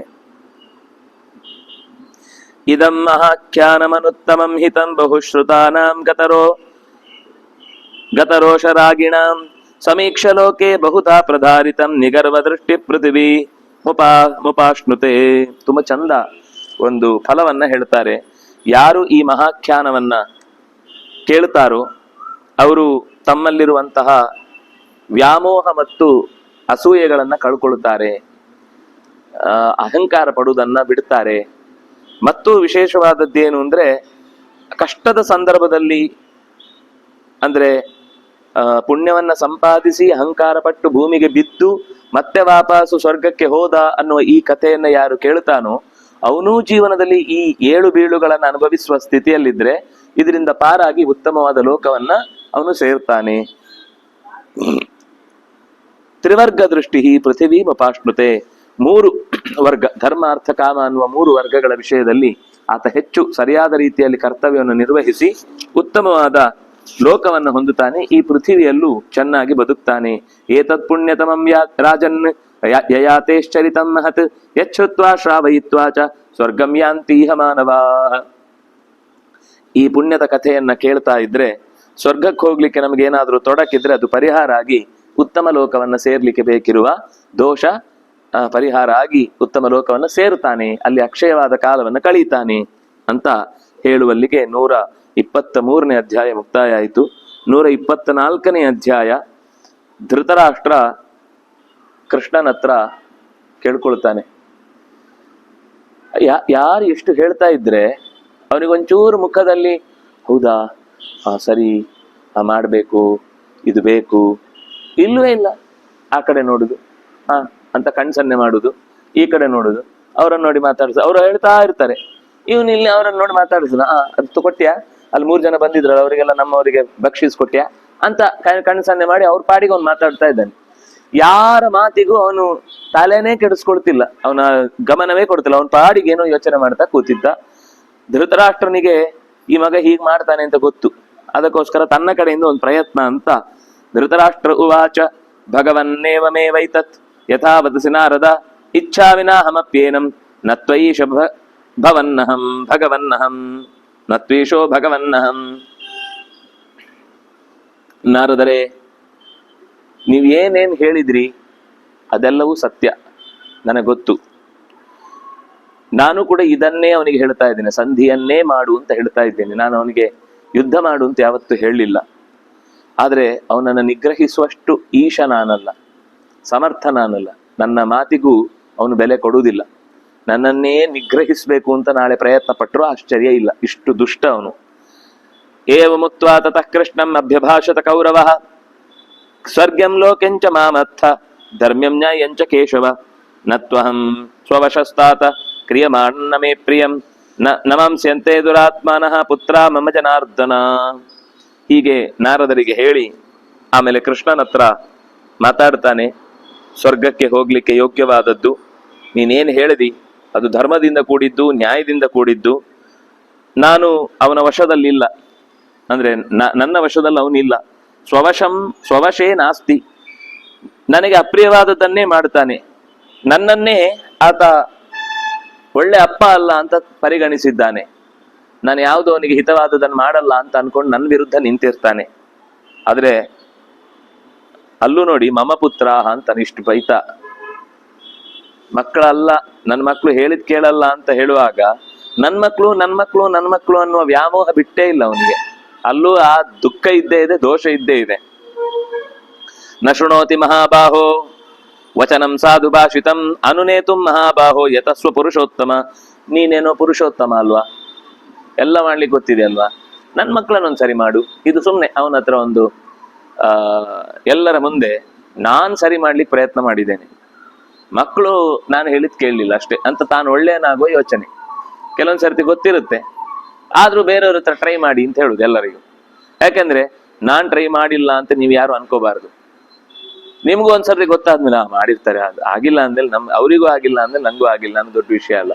ಆಯ್ತಾಯ್ತಾಯ್ತು ಅಂತ ಅವ್ನು ಮಾಡೇ ಇಲ್ಲಲ್ಲ ಪುಣ್ಯಾತ್ಮ. ಸುಮ್ನೆ ಅವನಿಗೆ ಗೊತ್ತಿರುತ್ತಷ್ಟೇ, ಹೀಗೆ ಮಾಡಿ ನೋಡು ಅಂತ. ಹಾಗೆ ಇವನು ನತ್ವಂ ಪಾಪಮತಿಂ ಕ್ರೂರಂ ಪಾಪ ಚಿತ್ತಮಚೇತನಂ ಅನುಷಾದಿ ದುರಾತ್ಮಾನಂ ಸ್ವಯಂ ದುರ್ಯೋಧನಂ ನೃಪಂ ಸಹೃತ್ ಕಾರ್ಯಂಚ ಸುಮಹತ್ ಕೃತಂ ಮೇ ಸ್ಯಾಜ್ಜನಾರ್ದನ. ಭೀಷ್ಮಾದಿಗಳೆಲ್ಲ ಹಿತೈಷಿಗಳು, ಆದ್ರೆ ಪಾಪಮತಿಯಾದಂತಹ ದುರ್ಯೋಧನ ಅವ್ರು ಯಾರ ಮಾತಿಗೂ ಕೂಡ ಹಿತವನ್ನ ಒಳ್ಳೇದನ್ನ ಪರಿಗಣಿಸ್ಲಿಕ್ಕೆ ಅವನು ಸಿದ್ಧನಿಲ್ಲ. ನೀನೇ ಏನಾದ್ರೂ ಮಾಡಿ ನಮ್ಗೆಲ್ಲರಿಗೂ ಹಿತೈಷಿ ಆದ್ರಿಂದ, ನಮ್ಮೆಲ್ಲರ ಬಗೆಗೆ ನಿನಗೆ ಕ್ಷೇಮದ ಭಾವನೆ ಇರುವುದರಿಂದ ನೀನೇ ಏನಾದ್ರೂ ಎರಡು ಒಳ್ಳೆ ಮಾತನ್ನ ಹೇಳಿ ಅವನಿಗೆ ಸರಿಯಾದ ದಾರಿ ತೋರಿಸು ಅಂತ. ತೇ ಜನಾರ್ದನ ಸುಮಹತ್ಕೃತಂ ಸ್ಯಾತ್. ನೀನ್ ಇದೊಂದು ಮಾಡಿದ್ರೆ ಮಹಾ ಉಪಕಾರ ಮಾಡಿದ ಹಾಗಾಗುತ್ತೆ. ಅವನ ಬುದ್ಧಿಗೆ ಸರಿಯಾಗಿ ಅರ್ಥ ಆಗುವ ಹಾಗೆ ಹೇಳುವ ಶಕ್ತಿ ನಮಗೆ ಯಾರಿಗೂ ಇಲ್ಲ. ಕೆಲವರು ಹಾಗಿರ್ತಾರೆ. ಅಂದ್ರೆ ಒಳ್ಳೇದು ಕೆಟ್ಟದ್ದು ಬಿಡಿ, ಸಾಮಾನ್ಯ ವಿಷಯದಲ್ಲೇ ಪಾಠದಲ್ಲಿ ಕೆಲವೊಮ್ಮೆ ಕೆಲವು ವಾಕ್ಯಗಳನ್ನು ಓದಿಸ್ತೇವೆ. ಎಲ್ಲ ಓದಿಸಿ ಮತ್ತೊಮ್ಮೆ ಓದು ಅಂದ್ರೆ ಅವರು ಮೊದಲು ಯಾವ್ದು ತಪ್ಪು ಮಾಡಿದ್ರು ಅದನ್ನೇ ಮಾಡ್ತಾರೆ. ನೀವು ತಿರುಗಿಸಿ 10 ಸಲ ಓದಿಸಿದ್ರು ಅವ್ರಿಗೆ ಅಲ್ಲಿ ಬರುವುದೇ ಇಲ್ಲ. ಅದು ಕೊನೆಗೆ ನಾವು ಅವರಿಗೋಸ್ಕರ ಬೇರೆನೇ ಯಾವ್ದಾದ್ರು ಒಂದು ದಾರಿ ಹುಡುಕ್ಬೇಕು. ಎಲ್ರಿಗೆ ಹೇಳುವ ರೀತಿಯಲ್ಲಿ ಅವರಿಗೆ ಹೇಳಿದ್ರೆ ಅರ್ಥ ಆಗಲ್ಲ. ಅವ್ರಿಗೆ ಕೊನೆಗೆ ಪದ ಬಿಡಿಸಿ, ಅಕ್ಷರ ಬಿಡಿಸಿ, ಅವರಿಗೆ ಕೆಲವೊಮ್ಮೆ ಅಕ್ಷರ ಗ್ರಹಿಸುವುದರಲ್ಲೇ ತಪ್ಪಿರುತ್ತೆ. ಮಾ ಅನ್ನೋದನ್ನ ನಾ ಅಂತ ಗುರುತಿಸ್ತಾ ಇರ್ತಾರೆ, ನಾ ಅನ್ನ ಮಾ ಗುರುತಿಸ್ತಾ ಇರ್ತಾರೆ, ಯಾ ಅನ್ನೋದನ್ನ ಥಾ ಗುರುತಿಸ್ತಾ ಇರ್ತಾರೆ, ಘಾ ಅನ್ನೋದು ಥಾ ಗುರುತಿಸ್ತಿರ್ತಾರೆ. ಅವ್ರಿಗೆ ಒಂಚೂರು ಆ ತಲೆಕಟ್ಟು ಆಚೆ ಈಚೆ ಒಂದು ಅಕ್ಷರ ವ್ಯತ್ಯಾಸ ಆದ್ರೆ ಅಕ್ಷರನೇ ಬೇರೆ ಆಗುತ್ತೆ. ಅವ್ರ ತಲೆಯಲ್ಲಿ ಹಾಗೆ ಕೂತಿರುತ್ತೆ, ಇಂಪ್ರಿಂಟ್ ಹಾಗೆ ಗಟ್ಟಿ ಕೂತಿರುತ್ತೆ. ಅದು ಹೋಗದೆ ನೀವು ಆಮೇಲೆ ಎಷ್ಟೇ ಸರ್ತಿ ಬಾಯ್ಪಾಠ ಹೇಳ್ಕೊಟ್ರು ಅವ್ರು ಅಲ್ಲಿಂದ ಮೇಲೆ ಬರುವುದೇ ಇಲ್ಲ. ಅದಕ್ಕೆ ಮೊದಲು ಅಕ್ಷರ ಜ್ಞಾನದಿಂದ ಅವರಿಗೆ ವಿಷಯವನ್ನ ತಾವೇ ಓದ್ಲಿಕ್ಕಾಗತ್ತಾ ಅಂತ ನಾವು ಗಮನಿಸ್ಬೇಕು. ಎಲ್ಲವನ್ನು ಅವ್ರ ಹತ್ರನೇ ಓದಿಸಿ ಹೇಳಿದ್ರೆ ಅವರು ಸ್ವಲ್ಪ ನಮ್ಮ ಟ್ರ್ಯಾಕಿಗೆ ಬರ್ತಾರೆ ಅಂತ ಅನ್ಸುತ್ತೆ. ಆದ್ರೆ ಕೆಲವೊಂದ್ ಸರ್ತಿ ಬಿಡಿಸಿ ಹೇಳಿದ್ಮೇಲೂ ಅವ್ರಿಗೆ ಅದು ತಲೆಗೇ ಹೋಗಿರುದಿಲ್ಲ. ನಾವೇನ್ ಅನ್ಕೊಂಡಿರ್ತೇವೆ ಅಂದ್ರೆ ಅವ್ರಿಗೆ ಅರ್ಥ ಆಗಿರುತ್ತೆ. ಯಾಕಂದ್ರೆ ತುಂಬಾ ತಲೆಯಲ್ಲಿ ಆಡಿಸ್ತಾ ಇರ್ತಾರೆ ಕೆಲವೊಮ್ಮೆ ಅರ್ಥ ಆಗದೇ ಇದ್ದವ್ರು. ನಾವು ಅದನ್ನ ನೋಡಿ ಭ್ರಮೆಗೊಳಗಾಗ್ತಾ ಇರ್ತೇವೆ. ಓ ಇಷ್ಟು ಅರ್ಥ ಆದ್ಮೇಲೆ ನಾನು ಕ್ಷೇಮ, ನಾನು ಗ್ರೇಟು, ಒಬ್ಬ ಒಳ್ಳೆ ಅಧ್ಯಾಪಕನಾಗಿ ಇದಕ್ಕಿಂತ ದೊಡ್ಡ ಖುಷಿ ಏನಿದೆ, ಇಷ್ಟು ಜೋರು ತಲೆಯಲ್ಲಿ ಆಡಿಸೋರು ಸಿಕ್ಕಿದ್ದಾರೆ ಅಂತಂದ್ಮೇಲೆ ನಾನು ಗ್ರೇಟು ಅಂತ ನಮಗೂ ಒಂದು ಹಂಭಾವ ಬಂದು ಬಿಡುತ್ತೆ. ಆದ್ರೆ ದುರ್ಯೋಧನ ಇದ್ಯಾವುದನ್ನು ಕೇಳಿಸಿಕೊಳ್ಳುವನಲ್ಲ. ಕೇಳಿಸಿಕೊಂಡಾಗ ಮಾಡ್ತಾನೆ. ಕೆಲವೊಮ್ಮೆ ನಿಮ್ಮಿಂದ ಒಂದು ಉಪದ್ರ ದಾಟಿದ್ರೆ ಸಾಕು ಅಂತ. ಕೆಲವೊಮ್ಮೆ ಏನು ಅಂದ್ರೆ ಕೇಳಿಸಿದವನು ತುಂಬಾ ಕೇಳಿಸಿದ್ರು ಪರವಾಗಿಲ್ಲ, ಇನ್ನು ತುಂಬಾ ಹೇಳ್ಬಾರ್ದು, ಸಾಕು ಅಂತ ಬಿಡ್ತಾರೆ. ಹಾಗೆ ಇವನು ಕೂಡ ಕೇವಲ ಕೇಳುಗನಂತೆ ನಟಿಸ್ತಾನೆ ಹೊರತು ಕೇಳಿ ಸಂತೋಷ ಪಡುವವನಲ್ಲ. ತಥೋಭ್ಯಾವೃತ್ಯ ವಾರ್ಷ್ಣೇಯ ದುರ್ಯೋಧನಮರ್ಷಿಣಂ ಅಬ್ರವೀದ್ ಮಧುರಾಂ ವಾಚಂ ಸರ್ವಧರ್ಮಾರ್ಥಧರ್ಮವಿತ್ ಅರ್ಥವಿತ್. ಕೃಷ್ಣ ಪ್ರಾಮಾಣಿಕವಾಗಿ ದುರ್ಯೋಧನನಿಗೆ ಮೆತ್ತನೆಯ ಮಾತಿನಿಂದ ಮಧುರಾಂ ವಾಚಂ, ತೀರಾ ನಾನು ಹೇಳೋದು ಹೇಳಿದ್ದೇನೆ, ಅದೇನು ಅಂದ್ರೆ ನಮ್ಗೆ ಇಂಟ್ರೆಸ್ಟ್ ಇರಲಿಲ್ಲ ಅವನಿಗೆ ಹೇಳಲಿಕ್ಕೆ. ಆದ್ರೆ ಹೇಳದೇ ಇದ್ರೆ ತಪ್ಪಾಗುತ್ತೆ. ಅದಕ್ಕೊಮ್ಮೆ ಹೇಳ್ಬಿಡುದು, ಹಿಂಗೆ ಆಗತ್ತಂದ್ರೆ ಮಾಡು, ಇಲ್ಲ ಅಂದ್ರೆ ಬಿಡು. ಅವ್ನು ಮಾಡೋನಿದ್ರು ಆಮೇಲೆ ಮಾಡಲ್ಲ. ಅವ್ನು ನಮ್ಮ ಉದ್ದೇಶವೇ ಅವ್ನು ಮಾಡಬಾರ್ದು ಅಂತ. ಅದಕ್ಕೆ ನಾನು ಹೇಳಲಿಲ್ಲ ಅಂತ ನನ್ನ ಮೇಲೆ ಕೋಪ ಬರಬಾರ್ದು ಯಾರಿಗೂ. ಆದ್ರೆ ಅವನು ಅದನ್ನ ಮಾಡಬಾರ್ದು. ಅದಕ್ಕೆ ಬೇಕಾದ ಹಾಗೆ ಕೆಲವೊಂದು ಸರ್ತಿ ಬೇಕು ಅಂತ ಅವನಿಗೆ ಯಾವ ಶಬ್ದ ಇಷ್ಟ ಇಲ್ವೋ ಅದನ್ನು ಒತ್ತಿ ಹೇಳುದು. ಅದು ಅವ್ರಿಗೆ ಗೊತ್ತಿರಲ್ಲ. ಅವ್ರಿಗೆ ಅದು ಇಷ್ಟ ಇಲ್ಲ ಅಂತ ಇವನಿಗೆ ಗೊತ್ತಿದೆ. ಆ ಶಬ್ದ ಹೇಳಿ ಬೇಕು ಅಂತ ಒತ್ತು ಮಾಡಿ ಹೇಳುದು. ಅವನಿಗೆ ಅದು ಕಿವಿಗೆ ಫಸ್ಟ್ ಅದೇ ಶಬ್ದ ಬಿದ್ದಿರುತ್ತೆ. ಇವ್ರು ಇದು ಹೇಳಿದ್ಮೇಲೆ ನಾನು ಮಾಡ್ಲೇಬಾರ್ದು. ಕೊನೆಗೆ ಅವ್ರಿಗೆ ನೋಡಿ ನಾನಂತೂ ಪ್ರಯತ್ನ ಪಟ್ಟಿದ್ದೇನೆ, ಅವ್ನು ಮಾಡ್ಲಿಲ್ಲ ಅಂದ್ರೆ ನಾನೇನ್ ಮಾಡ್ಲಿ ಅಂತ ಹೀಗೆ ಕೆಲವೊಮ್ಮೆ ಟಕ್ಕ ಬುದ್ಧಿಯನ್ನು ತೋರಿಸುವುದಿರುತ್ತೆ. ಆದ್ರೆ ಕೃಷ್ಣ ಹಾಗೆ ಮಾಡ್ಲಿಲ್ಲ ಅನ್ನೋದಕ್ಕೆ ವ್ಯಾಸರು ಎಷ್ಟು ಚೆನ್ನಾಗಿ ಹೇಳ್ತಾರೆ ಅಂದ್ರೆ, ಅಬ್ರವೀತ ಮಧುರಾಂ ವಾಚಂ ಸರ್ವಧರ್ಮಾರ್ಥ ತತ್ವವಿತ್. ದುರ್ಯೋಧನಂ ಹೇಳುವ ಮಾತು ಗಮನಿಸಿ, ದುರ್ಯೋಧನ ನಿಬೋಧೇದಂ ಮದ್ವಾಕ್ಯಂ ಕುರು ಸತ್ತಮ. ನನ್ನ ಮಾತನ್ನು ಸ್ವಲ್ಪ ಗಮನ ಇಟ್ಟು ಕೇಳು. ಕ್ಷಮಾರ್ಥಂತೆ ವಿಶೇಷೇಣ ಸಾನುಬಂಧಸ್ಯ ಭಾರತ. ಇದು ಎಲ್ಲರ ಸಮಾಧಾನಕ್ಕಾಗಿ, ಎಲ್ಲರ ಶಾಂತಿಗಾಗಿ ಮಾತಾಡ್ತಾ ಇದ್ದೇವೆ ನಾವು. ನಮ್ಗೆ ಇಲ್ಲಿ ರಕ್ತಪಾತದ ಉದ್ದೇಶ ಇಲ್ಲ. ನಮಗೆ ಯಾರು ಹಿರಿಯರು, ಯಾರು ಕಿರಿಯರು, ಯಾರು ಉಳಿಯುವವರು, ಯಾರು ಅಳಿಯುವವರು, ಈ ಯೋಚನೆಯಲ್ಲಿ ನಾವು ಮಾತಾಡ್ತಿಲ್ಲ. ನಮ್ಗೆಲ್ಲರೂ ಉಳಿಬೇಕು ಅಂತಿರುವುದು. ಆದ್ರಿಂದ ಸಾನುಬಂಧಸ್ಯ, ನಾವು ಬದುಕೋದು ಅಂದ್ರೆ ನಮ್ಮ ಅನುಬಂಧಿಗಳ ಜೊತೆಗೆ ಬದುಕ್ಬೇಕು. ನಾವು ಎಲ್ಲರೂ ಸತ್ತು ಕೊನೆಗೆ ನಾವೊಬ್ಬರೇ ಉಳಿದು ಸುಖ ಅನುಭವಿಸ್ತಾ ಇದ್ದೇವೆ ಅಂದ್ರೆ ಏನ್ ಅರ್ಥ ಇದೆ ಇದಕ್ಕೇನು ಅರ್ಥ ಬರುವುದಿಲ್ಲ. ಮಹಾಪ್ರಾಜ್ಞ ಕುಲೇ ಜಾತಃ. ನೀನು ಸಾಮಾನ್ಯ ವ್ಯಕ್ತಿ ಅಲ್ಲ. ಕೆಲವೊಂದ್ ಸರ್ತಿ ಪುಸ್ಲಾಯಿಸ್ಬೇಕಾಗುತ್ತೆ. ಅದು ಸತ್ಯವೂ ಕೂಡ. ಮಹಾಪ್ರಾಜ್ಞರ ಕುಲದಲ್ಲಿ ಹುಟ್ಟಿದವನು ನೀನ್ ಮಹಾಪ್ರಾಜ್ಞ ಅಂತ ಅರ್ಥ ಅಲ್ಲ. ಈ ಬ್ರಹ್ಮ ಬಂಧು ಇದ್ದ ಹಾಗೆ ಬ್ರಾಹ್ಮಣರ ಮನೆತನದಲ್ಲಿ ಹುಟ್ಟಿರ್ತಾರಷ್ಟೇ. ಒಂದು ಮಂತ್ರ ಗೊತ್ತಿರಲ್ಲ, ಒಂದು ತಂತ್ರ ಗೊತ್ತಿರಲ್ಲ. ಅದಕ್ಕೆ ಶಬ್ದ ಕರೆಕ್ಟ್ ಆಗಿ ಬ್ರಾಹ್ಮಣ ಬಂಧು ಅಂತ, ಬ್ರಹ್ಮ ಬಂಧು ಅಂತ. ಅದು ಕೇವಲ ಬ್ರಾಹ್ಮಣರ ಮನೆಯಲ್ಲಿ ಹುಟ್ಟಿದವನು ಅನ್ನೋ ಒಂದು ಕ್ರೆಡಿಟ್ ಬಿಟ್ರೆ ಇನ್ಯಾವ ಪುರುಷಾರ್ಥವೂ ಅವ್ರ ಹತ್ರ ಇರಲ್ಲ. ಅಂಥ ರೀತಿಯಲ್ಲಿ ಅವನು ಮಹಾಪ್ರಾಜ್ಞ ಕುಲದಲ್ಲಿ ಜಾತಃ, ದೊಡ್ಡ ಮನೆತನದಲ್ಲಿ ಹುಟ್ಟಿ ಬಂದಿದ್ದಿ. ಸರ್ವೈಹಿ ಸಮುದಿತೋ ಗುಣೈ, ಒಳ್ಳೊಳ್ಳೆ ಗುಣಗಳಿಂದಲೂ ಕೂಡಿದ್ದಿ. ಅದು ದುರ್ಗುಣವೂ ಇರ್ಬೋದು, ಹೇಳಲಿಕ್ಕೆ ಬರಲ್ಲ ಈಗ. ಒಟ್ಟಂತೂ ಸರ್ವೈಹಿ ಸಮುದಿತೋ ಗುಣೈ ದೌಷ್ಕುಲೇಯಾ ದುರಾತ್ಮಾನಃ ನೃಶಂಸಾಹ ನಿರಪತ್ರಪಾಹ ಏತಾದೀದೃಶಂ ಕುರ್ಯು ಯಥಾ ತ್ವಾಂ ತಾತಮನ್ಯಸೆ.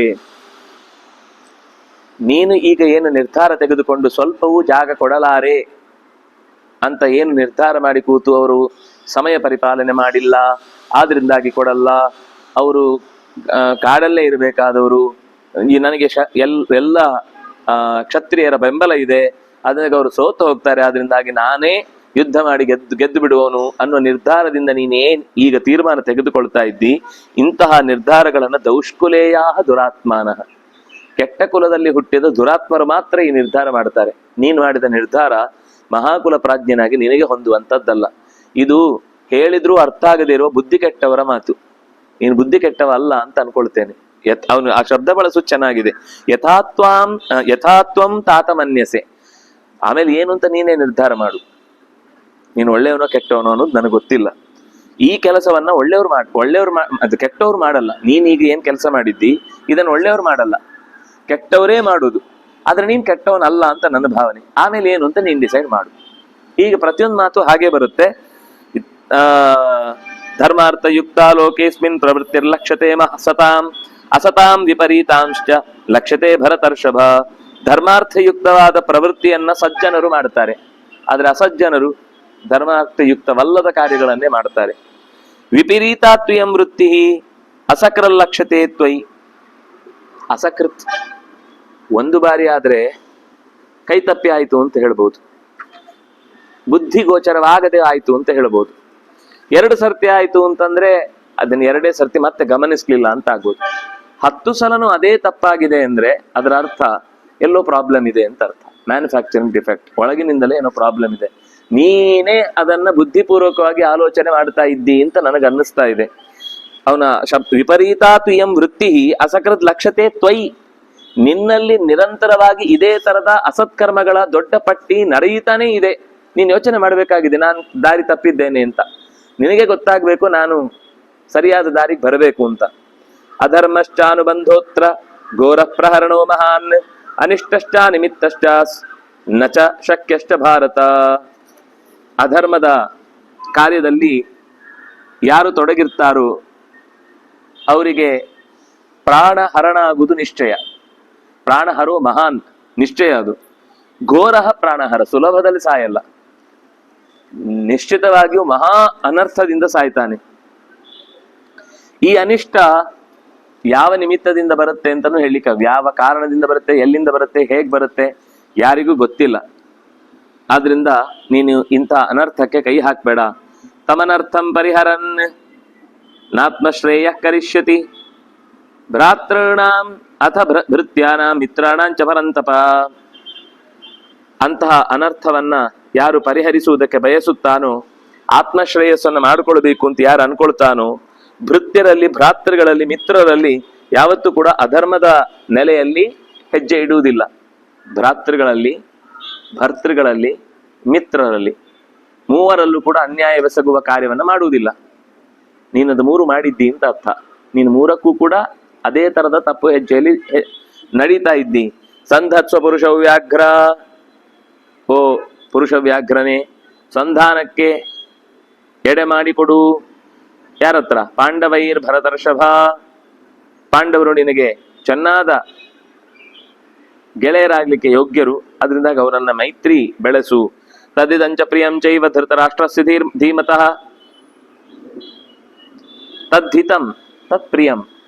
ಹೀಗೆ ಮಾಡುವುದರಿಂದ ಅದು ಹಿತವೂ ಹೌದು, ಪ್ರಿಯವೂ ಹೌದು. ಯಾರಿಗೆಲ್ಲ ನೋಡಿ, ಆ ಹೆಸರುಗಳನ್ನು ಗಮನಿಸಿ.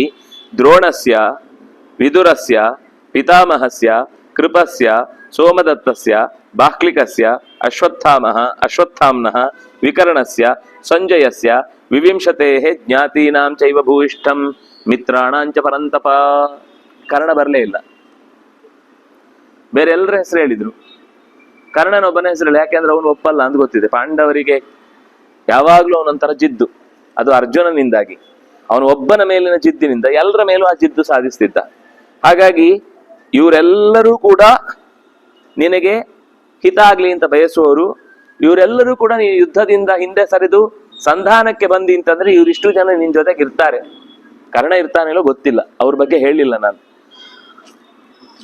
ಜ್ಞಾತಿಗಿನಾಂ ಚೈವ ಭೂಯಿಷ್ಠಂ ಮಿತ್ರಾಣಾಂಚ ಪರಂತಪ ಶಮೇ ಶರ್ಮ ಭವೇತ್ತಾತ ಸರ್ವಸ್ಯ ಜಗತಸ್ತಥ. ಇಡೀ ಜಗತ್ತು, ಇಡೀ ಕುರುಕುಲದ ಸಂಸಾರ ಹಿತ ಆಗ್ಲಿ, ರಣ ನಡೆಯದೇ ಇರ್ಲಿ, ಯಾರಿಗೂ ರಕ್ತಪಾತದಿಂದ ಅನ್ಯಾಯ ಆಗದೇ ಇರ್ಲಿ ಅಂತಾನೆ ಬಯಸ್ತಾ ಇದ್ದಾರೆ.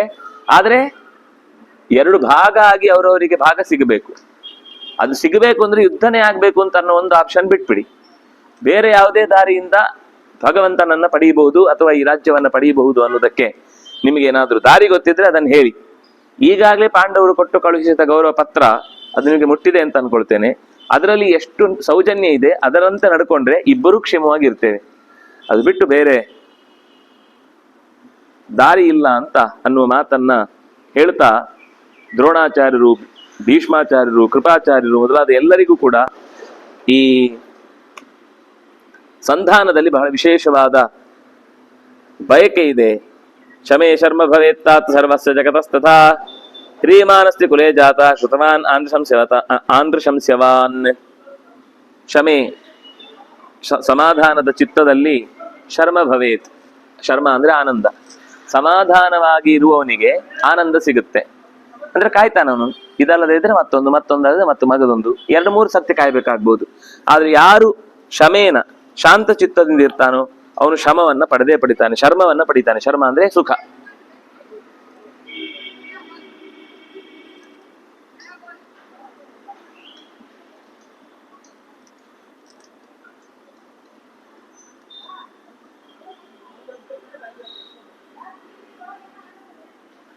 ಏತಚ್ಛ್ರೇಯೋ ಹಿಮನ್ಯಂತೆ ಪಿತಾ ಯಚ್ಛಾಸ್ತಿ ಭಾರತ.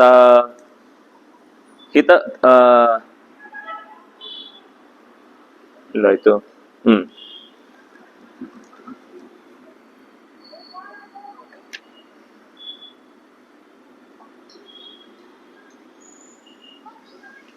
ಹ್ರೀಮಾನಸ್ತಿ ಕುಲೇ ಜಾತಃ ಶ್ರುತವಾನ್ ಆಂಧ್ರಶಂಸ್ಯವಾನ್.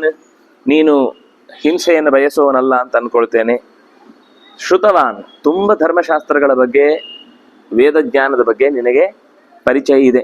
ವೇದ ಗೊತ್ತಿದೆ ಅಂದ ತಕ್ಷಣ ದೇವರನ್ನು ಇದ್ದಾನೆ ಅಂತ ಒಪ್ಕೊಳ್ಬೇಕಾಗಿಲ್ಲ. ಎಷ್ಟೋ ಜನ ವೇದ ಓದ್ದವರು ದೇವರನ್ನು ಒಪ್ಪದವರು ಇದ್ದಾರೆ. ಆಮೇಲೆ ವೇದ ಓದಿಯೂ ಕೂಡ ಅದಕ್ಕೆ ತಪ್ಪರ್ಥ ಕಲ್ಪಿಸಿ ತಮಗೆ ಬೇಕಾದ ಹಿನ್ನೆಲೆಯಲ್ಲಿ, ಅಂದ್ರೆ ನಾನು ಹೇಳಿದ್ದು ಓದದೇ ಇದ್ದವನು ಭಕ್ತ ಇರಬಹುದು, ಓದಿದವನು ಕೂಡ ಅತ್ಯಂತ ನಾಸ್ತಿಕ ಇರಬಹುದು. ಓದುವುದು ಅನ್ನೋದ್ರಿಂದ ಒಬ್ಬ ವ್ಯಕ್ತಿಯನ್ನ ತೀರ್ಮಾನ ಮಾಡ್ಲಿಕ್ಕೆ ಆಗುದಿಲ್ಲ. ಓದಿದ್ದು ಅವನ ತಲೆ ಒಳಗೆ ಹೇಗೆ ಹೋಗಿ ಕೂತಿದೆ ಅನ್ನೋದು ಮುಖ್ಯ ಆಗುತ್ತೆ. ಅವನ ತಲೆಯಲ್ಲಿ ಕೂತ ವಿಷಯದಲ್ಲಿ ಆ ಶಾಸ್ತ್ರದ ವ್ಯುತ್ಪತ್ತಿಯಿಂದ ಏನ್ ತಿಳ್ಕೊಂಡಿರ್ತಾನೆ, ಆ ಹಿನ್ನೆಲೆಯಲ್ಲಿ ಅವನಿಗೆ ಜ್ಞಾನ ಇದ್ದು ಕೂಡ ಶ್ರದ್ಧೆಯೇ ಇಲ್ಲದೆ ಹೋದ್ರೆ ಆ ಜ್ಞಾನ ವ್ಯರ್ಥ ಆಗುತ್ತೆ. ಶ್ರದ್ಧೆ ಇದ್ದವನಾದ್ರೆ ಈಗ ಅವನಿಗೆ ವಿದ್ಯೆ ಇಲ್ಲದೆ ಇದ್ರು ಮುಂದೆ ಅವನಿಗೆ ವಿದ್ಯೆ ಪಡೆಯುವ ಪ್ರಸಂಗ ಬಂದಾಗ ಅದನ್ನು ಚೆನ್ನಾಗಿ ಗ್ರಹಿಸಿ ಅದರಲ್ಲಿ ಮುಂದುವರಿತಾನೆ. ಅದನ್ನಾಗಿ ಹೊರಗಿನ ಮೇಲ್ನೋಟದ ಒಬ್ಬ ವ್ಯಕ್ತಿಯ ಜೀವನದ ಶೈಲಿಯನ್ನ ನೋಡಿ ನಾವು ಆತ ಮೋಕ್ಷಕ್ಕೆ ಯೋಗ್ಯ ಅಂತ ಡಿಸೈಡ್ ಮಾಡ್ಲಿಕ್ಕೆ ಬರಲ್ಲ. ಹೊರಗಿನ ಪ್ರಸಂಗದಿಂದ ಯಾರನ್ನೂ ಕೂಡ ಹೀಗೆ ಅಂತ ಅರ್ಥ ಮಾಡ್ಕೊಳ್ಳಿಕ್ ಬರಲ್ಲ. ಹಾಗಾಗಿ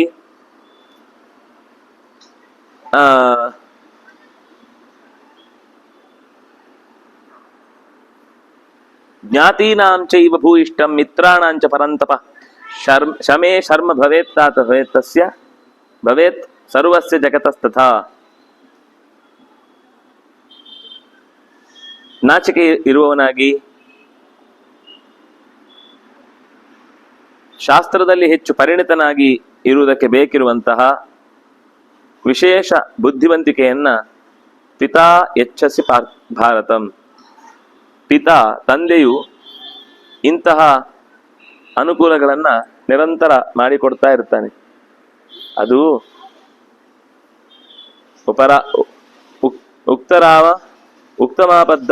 ಉಕ್ತಮಾಪದ್ಗವ ಪೂರ್ವಂ ಪಿತುಸ್ಮರಸಿ ಶಾಸನಂ ಅಂತ ಒಂದು ಮಾತಿದೆ.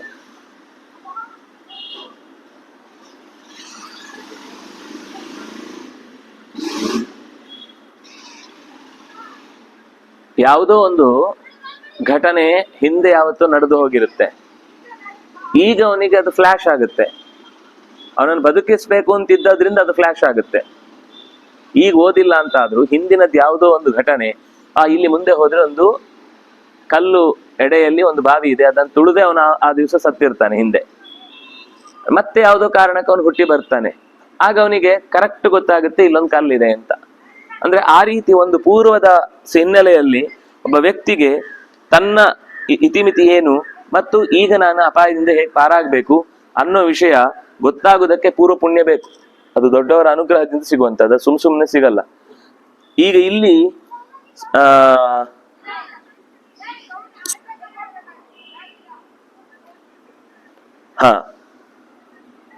ಇಷ್ಟು ವಿಷಯಗಳನ್ನ ತಿಳಿದ ಮೇಲೂ ಒಬ್ಬ ಬೇಕು ಅಂತ ಹೋಗಿ ಅದರ ಮೇಲೆ ಕಾಲಿಟ್ಟು ಬೀಳ್ತಾನೆ ಅಂದ್ರೆ ಉದ್ಧಾರ ಮಾಡ್ಲಿಕ್ಕೆ ಯಾರಿಗೂ ಆಗಲ್ಲ. ನಿನ್ನೆ ಒಬ್ಬ ಬರ್ತಾ ಇದ್ದ, ಬಾಳೆಹಣ್ಣು ಸಿಪ್ಪೆ ಇತ್ತು, ನೋಡ್ಲಿಲ್ಲ, ಬಿದ್ಮೇಲೆ ಹೇಳಿದ್ರು ನೋಡ್ಕೊಂಬಯ್ಯ ಯಾಕೆ ಬಿದ್ದಿ ಅಂತ. ಅವನ್ ಬಿದ್ದ ಜಾಗ ನೋಡ್ದ, ಹೋದ, ಏನಿಲ್ಲ, ನೀನ್ ಬಿದ್ದ ಜಾಗ ನೋಡು, ಎಡವಿದ್ದ ಜಾಗ ನೋಡು ಅಂದ್ರು. ನೋಡಿದ್ರೆ ಅಲ್ಲೊಂದು ಬಾಳೆಹಣ್ಣು ಸಿಪ್ಪೆ ಇತ್ತು. ಸರಿ ಹೇಳ್ದ ಬಂದು. ಮರುದಿವ್ಸ ಮತ್ತೆ ಬರುವಾಗ ಗಮನ ಇಟ್ಕೊಂಡು ನೋಡ್ಕೊಂಡು ಬರ್ತಿದ್ದ, ಬಾಳೆಹಣ್ಣು ಕಾಣಿಸ್ತು, ಸಿಪ್ಪೆನೂ ಇತ್ತು. ಅಯ್ಯೋ ಇವತ್ತು ಬೀಳ್ಬೇಕಾ ಅಂತ ಅನ್ಕೊಂಡ ಅಂದ್ರೆ ಅದೊಂದು ಅಡ್ಡತನ. ಈಗ ಆಗುದು ಹಾಗೆ, ಕಂಡ ಮೇಲೂ ಇದ್ರಲ್ಲಿ ಬೀಳ್ಲೇಬೇಕಲ್ವಾ, ಇದು ಅಲಿಖಿತ ನಿಯಮ, ಶ್ರಾದ್ದ ನಿಯಮ ಇದ್ದ ಹಾಗೆ. ಬೀಳಬಾರ್ದು ಅಂತ ಯಾರು ಹೇಳಲಿಲ್ಲ, ಅದರಿಂದಾಗಿ ಬಿದ್ದು ನಾನು ನ್ಯಾಯ ಒದಗಿಸ್ಬೇಕು ಅಂತ ಅನ್ಕೊಂಡ್ರೆ ಹೇಗೋ ಹಾಗಾಗತ್ತೆ ಈ ಪರಿಸ್ಥಿತಿ. ವಿಷದ ಒಂದು ಮಣಿಯನ್ನ, ಕಾಂತಿ ಮಣಿಯನ್ನ ಅದು ಸ್ವೀಕರಿಸಿದ್ರೆ ತೊಂದರೆ ಆಗತ್ತೆ ಅಂತ ಗೊತ್ತಿದೆ, ಆದ್ರೂ ಹಠಕ್ಕೆ ಬಿದ್ದದನ್ನು ತಗೊಂಡು ಆಮೇಲೆ ವಿಷಮ ಪರಿಸ್ಥಿತಿ ಉಂಟಾದಾಗ ಅದು ನನಗೆ ಕೆಲಸ ಮಾಡುತ್ತೆ ಇಲ್ಲ ಅಂತ ನಂಗೆ ಗೊತ್ತಿರ್ಲಿಲ್ಲ, ಅದಕ್ಕೋಸ್ಕರ ಟೆಸ್ಟ್ ಮಾಡೋಣ ಅಂತ ಹೋದ ಅಂದ್ರೆ ಆಗ ಒಂದ್ ಸ್ವಲ್ಪ ದಿವಸ ಆಸ್ಪತ್ರೆಯಲ್ಲಿ ಮಲಗಿ ಹೇಗಿರುತ್ತೆ ಅದರೆಲ್ಲ ಟ್ರೀಟ್ಮೆಂಟ್ ಚೆನ್ನಾಗಿರುತ್ತೆ ಅಂತ ನೋಡ್ಕೊಂಡ್ ಬಾ ಅಂತ ಅನಿವಾರ್ಯವಾಗಿ ಅವ್ರಿಗೆ ಅವರನ್ನೇ ಒಪ್ಪಿಸ್ಬೇಕಾಗತ್ತೆ.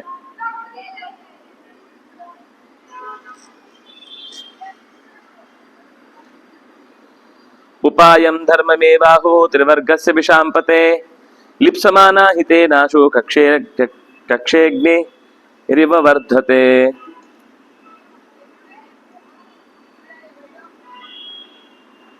ಉಪಾಯಂ ಧರ್ಮಮೇವ ಆಹುಹು, ಧರ್ಮವನ್ನೇ ಈ ಎಲ್ಲ ಕಾರ್ಯಗಳಿಗೂ ಮೂಲ ಅಂತ ನಾವು ತಿಳ್ಕೊಳ್ಬೇಕು.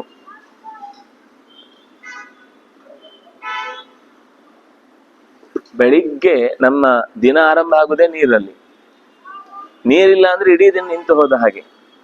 ಹಾಗೇನೆ ಈ ಕಥೆಗಳಲ್ಲಿ ಕೇಳುವಾಗ ಕೌರವ ಪಾಂಡವರ ಕಥೆ ಅಂತ ಬಂದ ಮೇಲೇನೆ ಉಳಿದ ಎಲ್ಲ ಕಥೆಗಳಿಗೆ ಅಲ್ಲಿ ಅವಕಾಶ ಇರುವುದು. ಹಾಗೆ ಕಾಮಾರ್ಥೌ ಲಿಪ್ಸಮಾನಸ್ತು ಧರ್ಮಮೇ ವಾದಿತಶ್ಚರೇತ್. ಒಂದು ವೇಳೆ ಮತ್ತೆ ಹೊಸತಾದ ಧರ್ಮವನ್ನ ಆಚರಿಸುವುದಕ್ಕೆ ಶುರು ಮಾಡುವುದು ಅಂತಾದ್ರೆ ಒಂದೇನು ಅಂದ್ರೆ ಈಗ ಬಂದಾದದನ್ನ ಬಂದಂತೆ ಅನುಭವಿಸ್ತಾ ಮುಂದೆ ಸಾಕ್ತಾ ಇರುವುದು. ಯಾಕೆಂದ್ರೆ ಲೋಭ ಧರ್ಮವನ್ನು ನಾಶ ಮಾಡುತ್ತೆ. ಕಾಮಾರ್ಥವು ಅನುಪಾಯೇನ ಲಿಪ್ಸಮಾನೋ ವಿವಿಷ್ಯತಿ.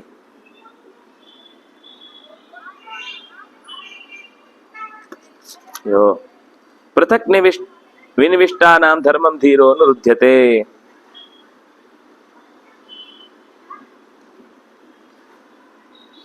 ಸಾಕು, ಯಾಕೋ ಮುಂದೆ ಹೋಗ್ತಿಲ್ಲ.